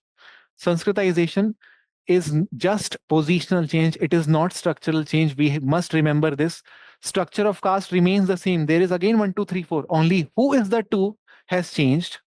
So position is changing of the peasant group from Shudra to Kshatriya. But structure remains the same because none of them is questioning the structure. They are conforming to structure and playing around within the structure. Okay. And this has to be done through examples mainly. Okay. It was 10 marker question. Now, question was contextualize Dumont's concept of binary opposition with reference to caste system? You can easily explain now. This is last year's question. Next question is, how do you justify Dumont's deliberate stress on ideology? How do you justify Dumont's deliberate stress on ideology that produced intellectualized account of Indian society? 2020, 10 marks. We just have to know what is that ideology on which Dumont has stressed a lot deliberately. Okay, तो this ideology word जिस पे stress खुद examiner ने भी कर दिया कि Duomo करता है, इस पे हमको भी करना पड़ेगा स्ट्रेस. ओके, और उस आइडियोलॉजी ने एक इंटेलेक्चुअलाइज्ड अकाउंट ऑफ इंडियन सोसाइटी को प्रोड्यूस किया है. डूमो ने इंडियन सोसाइटी के बारे में कुछ अकाउंट दिया है कि ये होता है इंडिया, पढ़ लो. वो अकाउंट जो है ना, उसमें स्ट्रेस डूमो ने आइडियोलॉजी पे किया है. और आइडियोलॉजी किस चीज की है? जिसके थ्रू उसने पूरी इंडियन सोसाइटी यानी हिंदू सोसाइटी को एक्सप्लेन कर दिया है. What is that ideology through which he explain the whole Hindu civilization by giving lot of stress on that ideology? What was that ideology? Pure and impure. So you have to explain the pure impure binary opposition again once again. और वो आप दिखा सकते हो within caste, within occupation, within food, within non veg food, within caste, cross caste भी आप दिखा सकते हो. Okay, within untouchables you can show. Okay, so this is what the whole idea is. Basically to Dumont the base is not economy. Okay, like Marx would say the base is economy. No, Dumo ke liye base is the base of Hindu society specifically, not society as a whole, but Hindu society specifically. The base is purity and impurity principle. This is the base, and on this base stands religion or caste or food practices, economy or occupations, family norms. In family, women are seen as pure on some occasions. They are seen as impure on some occasions. You see pure impure binary opposition everywhere. Okay, but so you have to explain all these things.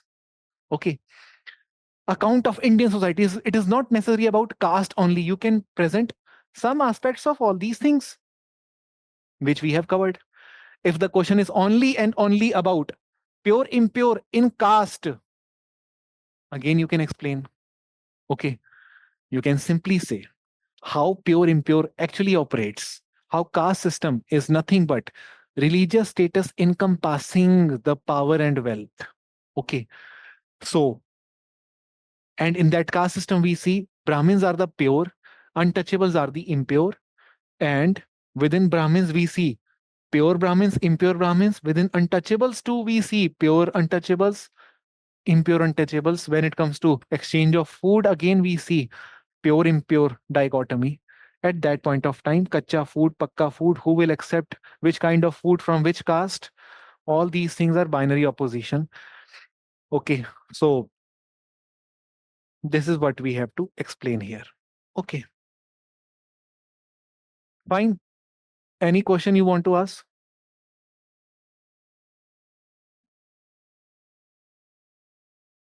Next question is Ambedkar's concept of annihilation of caste. You can do it. How Ambedkar identified features of caste system? Features of caste system is all the features that you know. Ambedkar also described the same features. You don't have to find different features. But the question again, there is one subheading sub part to that question, how Ambedkar's view on caste system is different from the mainstream treatment of caste features. Ambedkar, out of all the features, gave huge emphasis on endogamy. This is what makes Ambedkar's account on caste different. He believes that if endogamy is broken, then caste is broken. And to break the endogamy, he suggests multiple solutions. First, he suggested women education as the major concept. Women, if they are educated, they are going to freely choose people who they like instead of going by the caste norms, which is going to help only in reproduction of caste. So he always used to believe that women education is essential criteria to um, eliminate caste system, whose major essential feature is endogamy. Then he gave other solutions also: promotion of modern education. Okay, if people from different caste backgrounds are given equal educational opportunities, then gradually we will get rid of this endogamy system. Then he also suggested villagers and Dalits to migrate. Urbanization is also one solution. If they migrate, they will get cut off from the village rules, regulations, segregation. They will be accepted in the mainstream. They will become working class. Gradually, endogamous thing will also get over. Okay, so with this, everything is over. Sorry, Shruti, I will not be able to teach village studies. Um, I hope you guys have good enough content with you already. मेरे लिए important था caste system में clarity रहे हमें. इसमें confusion होती है बहुत ज्यादा स्टूडेंट्स को वर्ण कास्ट जाति जैसे टर्म्स को लेके. तो आई होप वो थोड़ा सा क्लियर अगर हुआ है आपका तो दैट इज सफिशिएंट. ओके, बाकी village you can do on your own. And बाकी आप ये सब PYQs को देखो. ठीक है, fine sir. Social background of Indian nationalism and Dipankar Gupta. Okay, social background of Indian nationalism मैं बता देता हूँ फटाफट से. Social background of Indian nationalism कहाँ गया ये. वो बहुत छोटा है, मैं फटाफट बता देता हूँ आपको. ये PDF भी आपको हम शेयर कर देंगे, आज कर देंगे. ठीक है,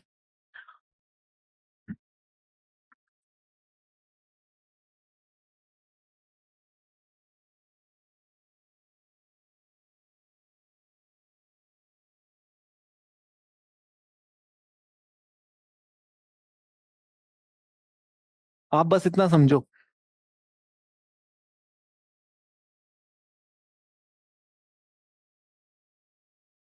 AR देसाई बेसिकली बेसिक चीजें we have already understood about AR Desai. Okay, we have understood the ideology, Marxian ideology, which is visible in his writings. Okay, he is using dialectical materialism to explain changing modes of production and rise of nationalism in India. But the question is specific to nationalism. We have already understood these three modes of production. Pre-colonial was called feudal, colonial is colonial, and post-colonial should have been socialist, but it remains capitalist according to AR Desai. Okay, the socialist state is still not really socialist according to AR Desai. There is myth of welfare state. So we know all those things. Now, he says all the changes introduced by Britishers. What were those changes? We know Britishers introduced. So I'm starting from colonial mode of production, then immediately I'll switch to social background of Indian nationalism, how nationalism is actually becoming part of his theory. In the colonial mode of production, he clearly said that with the coming of Britishers, we saw railways coming in, we saw industries getting established, trade, banking sector getting expanded, land becoming saleable commodity, modern ideas developed with printing press, uniform laws, communication growth. Some new social classes got developed along with expansion of what we call as land as saleable commodity or trade expansion. We had urban class and rural classes coming in. With education growth, we had professional class, intelligentsia class coming in. Overall, all the changes introduced by Britishers unintentionally unified the Indian people and engendered nationalism among them. Printing press ने actually में लोगों को unify ही कर दिया, railways ने लोगों को unify ही कर दिया, कास्ट एसोसिएशन जैसे और एसोसिएशंस ने लोगों को यूनिफाई ही कर दिया। तो ब्रिटिशर्स के अपने क्रिएटेड एजेंट्स की वजह से लोग यूनिफाई हो रहे हैं। अब शुरू होता है फेजेस ऑफ नेशनलिज्म। पहला फेज अगर हम उठाएं, फर्स्ट फेज, उसका बेस बहुत नैरो है। ये तब की बात है जब नेशनलिज्म का कॉन्सेप्ट ही डेवलप नहीं हुआ है। This is the time of what we call as socio-religious reform movement. Desai calls it the first phase of nationalism. Now, why did he call that? First, the factual detail. 1830 to 1885 is the first phase. अगर आपको इतना भी याद रहता है, आप expand कर लोगे। ये 5 चीजें आपको याद रहनी चाहिए बस, ठीक है। इस टाइम इंडियन नाम की चीज होती नहीं थी, इंडियन वर्ड नहीं था। ओके, आज हम पढ़ते हैं Indian history, but Ram Mohan Roy शायद इंडियन की जगह ब्रिटिश इंडियन बोलते होंगे उस टाइम पे। ओके, सो बेस जो नेशनलिज्म का था, हमारे एक इंडिपेंडेंट नेशन का, वो बड़ा छोटा था। एंड जो भी थोड़ा बहुत लिखा था इंडिया के बारे में, फ्रीडम होनी चाहिए, प्रेस फ्रीडम होनी चाहिए, और थोड़ा सा इंडियन सिविल सर्विसेज में इंडियंस भी होने चाहिए, ये जब थोड़ी थोड़ी बातें ना राम मोहन रॉय कर रहे हैं एक्चुअली शुरुआत में, other than talking about gender equality, वो थोड़ी बात ये सब भी बातें कर रहे हैं। तो it is pioneered by intelligentsia, initiation of social religious reform in the spirit of nationalism and rationalism. उसके बाद क्या होता है, सेकंड फेज 1885। आपको मालूम ही है 1885 की सिग्निफिकेंस क्या है? ऑल इंडिया पार्टी बनती है इंडियन नेशनल कांग्रेस। तो बेस बड़ा हो गया है। अब सिर्फ इंटेलिजेंसिया पे डिपेंडेंट नहीं है नेशनलिज्म के सेंटीमेंट को लेकर। Now we have a developed party, Congress. Middle class developed due to education and industrialization, and this middle class formed a party, Congress formed, represented interest of this class. Which class? Usually Congress represented the interest of the industrial or the middle classes, the educated ones, because of which there was disillusionment within Congress. Extremists did not like Congress getting hegemonized by liberals. Liberals were very much in favor of elite section of India. Liberals always wanted Indianization of civil service as reform, reduction of import duty, or what we call as to help what we call as sorry increment of import duty to help the domestic players. Okay, and they also wanted the domestic players and their export to get more and more promoted, and that is why they suggested the British government to take some measures to help the industrialist and the aspiring bureaucrats. So these are the concerns of elite people. And the extremists are not happy with the liberals. Extremists are saying Congress is not talking about poor people, the poor, the uneducated, the students who are not getting employment. Congress is not talking about it. And that is how we see in the third phase the split. Surat split happens finally. Okay. So social base, अब क्या हो रहा है, मिलिटेंटाइजेशन होना शुरू हो रहा है, हिंदुआइजेशन हो रहा है नेशनल मूवमेंट का। आपको मालूम है तिलक कितना अग्रेसिव हो जाते हैं इस पॉइंट पर। हिंदुआइजेशन होने लग गया मूवमेंट का, एक एथनिक कलर आ गया है मूवमेंट में। Okay, it is no longer civil or civic nation, it is ethnicization of nationalism that is going on. Leadership is now by extremists. Extremists were the leading group. This weakened the secular character of the national movement. Fourth phase is 1918 to 1934. Social base थोड़ा सा और बड़ा होने लग गया। आप धीरे धीरे आगे बढ़ोगे तो देखोगे बेस बढ़ते ही जा रहा है, बढ़ते ही जा रहा है, सोशल बेस बढ़ रहा है। डेमोक्रेटिक और सोशलिस्ट रेवोल्यूशंस हो रहे हैं यूरोप के अंदर, रशिया के अंदर। यहाँ होम रूल एजिटेशन हो रही है, कम्युनिस्ट ग्रुप्स की ग्रोथ हो रही है इंडिया के अंदर, पॉलिटिसाइजेशन हो रहा है वर्किंग क्लास का through CPI, schedule caste federation बन रहा है, गांधी अंबेडकर पैक्ट हो रहा है, दलित के पॉलिटिसाइजेशन की बात हो रही है इस फेज में। बहुत ही अपहीवल हो रहा है इस टाइम पे। There is no one body like Congress representative of everyone, rather we have differentiation of power, different political parties coming to represent different diverse sections.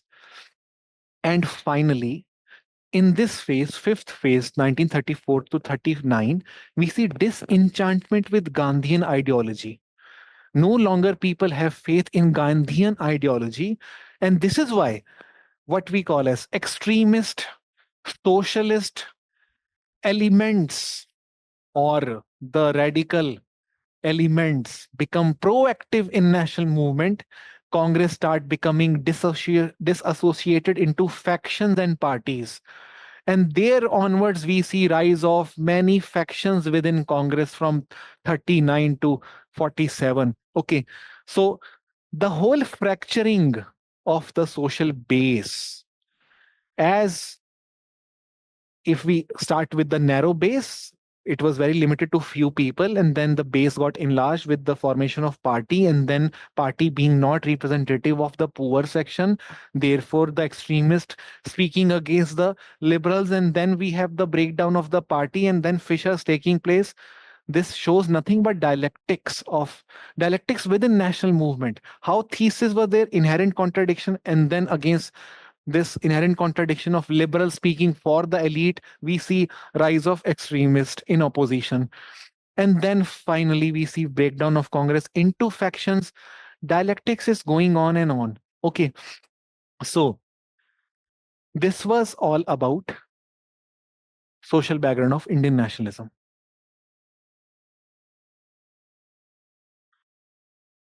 Okay. Eventually, we see national movement becoming so large that finally British had to leave India.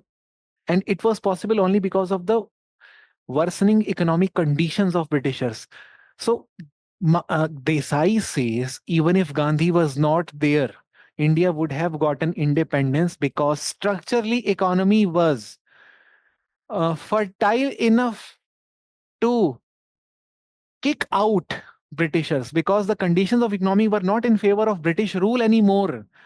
And this had developed conditions for the nationalists to take over or rule over. So this is what makes the whole account of Desai bit of Marxist. Okay. In the first phase, there is no Marxism. Second phase onwards, he starts seeing factions, class lines, and then movement by different opposition party, and then finally economy as the base, collapse, drain of wealth, and then nationalism, all these things. Any doubt?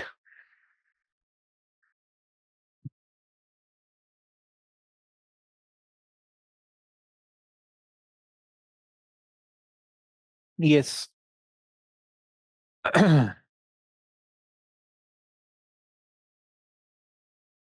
Do you agree with view that Bete village representation of Indian society's basic civilizational values? Yes, bilkul.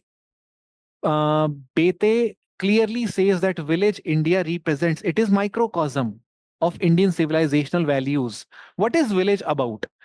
So here Bete is taking the colonial records into cognizance. He says that what we know about village is through colonial accounts. Who are the people who studied villages, went into the villages for the first time, other than travelers who did not really went into the villages? It was colonials who did ethnographies, and they presented an image, a model of Indian village, which is having limited needs, cooperation, community sentiment, patriarchal in governance, and there is limit on production too. And whatever is being produced is consumed. There is no private ownership. There is collective ownership. There are festivals. There are rituals. There are ceremonies which integrate people together. And there are different institutions, family, religion, which maintain the solidarity. This is what the village. This is what the village symbolizes. This is what the India also represents, diversity with unity. So we have diverse people coming from different backgrounds, but rituals, ceremonies, festivals keep all of us integrated. This is the civilizational value of Indian society. Bhavna, sir, please tell what is most important from social movement we prepare. Most important for social movement.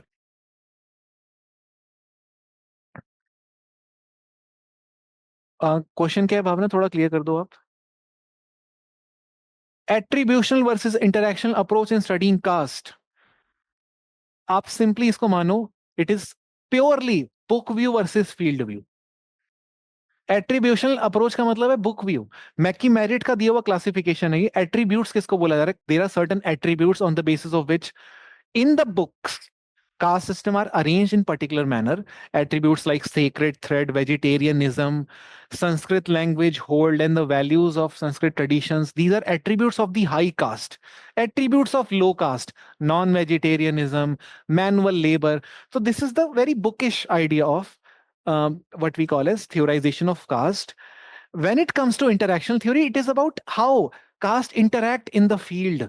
In the field, it is not like this that people simply accept high caste Brahmins as high caste just because they eat a vegetarian food or they have sacred thread. People have different opinion on who is the what we call as supreme caste. Everyone claims superior caste, and people define superior inferior on the basis of what they eat, what they wear, whether they hold power or not, how much wealth they possess. There are multiple what we call as dimensions to explain the ranking. So attributional is purely religious attributes. Interactional is non-religious attributes used to explain ranking in the field. It is again book view versus field view in simple language.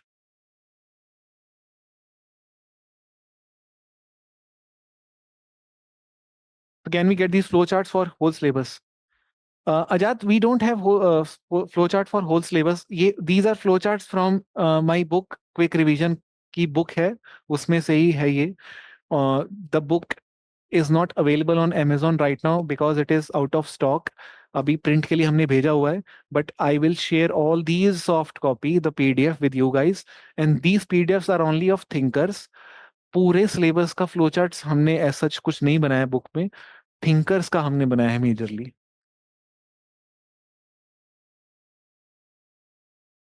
Okay, so with this, I'll take your leave and I wish you all the best. कुछ चीजें आपको खुद भी करनी पड़ेंगी. I can't complete everything.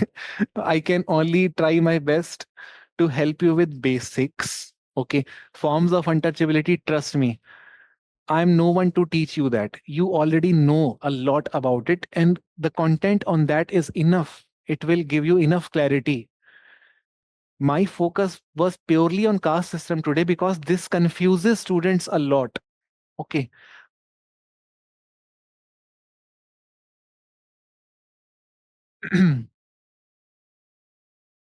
Okay, fine. With because of some issue I missed. Wardha वाला lecture वो तो कल वो आज हो जाएगा अपलोड आई गेस उन्होंने कर भी दिया है. Overview of village idea and studies. Overview of village idea, village idea का ओवरव्यू यही है. सी, village is basically a window through which colonials gazed into India. Village वो खिड़की का नाम है जिसके थ्रू ब्रिटिशर्स ने इंडिया में झांका. इंडिया क्या है, विलेज के थ्रू इंडिया को समझा उन्होंने. एक तो कॉलोनियल व्यू इंडिया का इंडियन विलेज को लेके बनता है कि लिटिल रिपब्लिक्स हैं, लिमिटेड नीड्स हैं, खुश खुश रहते हैं, छोटा मोटा सब लोग साथ में खुशी पाई जाती है इन लोगों के अंदर. फेस्टिवल्स, रिचुअल, सेरेमनीज होती हैं और ऑक्यूपेशन इनकी डिफाइंड है, इनकी नीड्स भी बड़ी डिफाइंड है. ज्यादा प्रोड्यूस नहीं करते, बाहर वालों के साथ टच में नहीं है, आउटसाइडर के साथ कांटेक्ट ज्यादा नहीं है. चेंजेस बहुत धीरे धीरे आते हैं. प्राइवेट ओनरशिप है नहीं, कलेक्टिव ओनरशिप है, कम्युनिटी लाइफ है. ये this is the colonial view given by Charles Metcalfe. Okay, Indane marks, who is also one of the person who actually described Indian village without coming to India. Then second view of Indian village is by nationalists like Gandhi, Ambedkar, Nehru. These three people have also drawn their ideas of village India from colonial writings. They are not writing too greatly different from what colonials have written. Gandhi is actually celebrating what colonials are seeing as limited need, and Gandhi wants a village to be like that and the whole India to be converted into village economy with limited needs. Nehru is someone who is trying to modernize the village. He does not like village. He wants development. He believes that village is not going to help us in development process until we urbanize them. Ambedkar believes that village presents to us a civilization not of Hindu, but of upper caste, where lower caste are exploited every day. They are not able to get access to water, transportation, basic चीजों में village कुछ नहीं दिखाता है, सिर्फ cast system का एक काला चिट्ठा है सामने खुल जाता है, विलेज को देखो पता चल जाएगा अनटचेबिलिटी की हालत क्या है, एक्सप्लॉयटेशन कैसे होता है, विलेज जाके पता चल जाता है। और ये सब सच है कि नहीं, और ये सब के जो व्यूज हैं वो किस हद तक वैलिड हैं, ये सब डिबेट इंपॉर्टेंट नहीं रहा था when India gained independence in 1950। Eventually, 1950s onwards, we see a golden age where many ethnographers are dispatched to different field studies only to collect data on village, to understand how to develop them, to make policies on their development. And in this, economists, sociologists, anthropologists were part of the whole project of planning commission. They, and we know Srinivas was one of the person who conducted field study 1948 Rampura till 1951, Andre Bete 1962, 65, SC Dubey 1949 to 52. So we see lot of field study in this period, 50s, 60s, and each field study is coming, bringing to us impact of modernization on village. Andre Bete conducted study on impact of modernization on Shripuram. Srinivas conducted study on impact of modernization on Rampura. How caste, which is the dominant one now, is not dominant because they are equally high, but the one who are economically, politically. Now we see rise of secular ranking gaining more importance over equal ranking. So these are the things that developed with village studies only. There is a lot of significance of village studies. So many concepts got developed because of village studies. So many myths got busted because of village studies. The myth of Varna structure being four and rigid, hierarchical, occupation specific, all of them got destroyed with village studies. जब पता चला कि नहीं, innumerable जातीज होती हैं, mobility होती है, rigid नहीं होता, और ऑक्यूपेशन के साथ लिंक तो कतई नहीं होता। ओके, ये सब चीजें विलेज स्टडीज से पता चली, तो पूरा मिथ डिस्पेल हो रहा है बुक व्यू को लेकर, जो कि मेटकाफ ने बनाया था, इंडेन ने बनाया था, श्रीनिवास और एम शाह ने आर्टिकल लिख दिया मिथ ऑफ सेल्फ सफिशिएंसी। ये सब बकवास बातें थी कि सेल्फ सफिशिएंट होता था हमारे विलेजेस, तो शुरू से ही इंडिपेंडेंट क्या क्या कहते हैं, ट्रेड में थे, एक्सपोर्ट में थे, इंपोर्ट में थे, सॉल्ट, बैंगल, बेसिक जैसी चीजें लाइक स्पाइसेस, उसके लिए भी डिपेंडेंट थे। विलेज मार्केट्स होती थी, हार्ट्स लगते थे अक्रॉस विलेज, क्योंकि हर विलेज के अंदर सारी कास्ट के लोगों, दिस वाज नॉट इजी। तो सेल्फ सफिशिएंसी कैसे हो जाएगा? You were dependent on people from other caste, from different villages. ये सब स्टडीज ने विलेज से वाकिफ कराया हम सबको, जो चार्ल्स मेटकाफ नहीं करवा पाया। तो अल्टीमेटली विलेज स्टडीज का काम यही था, to demystify book view. Okay, fine.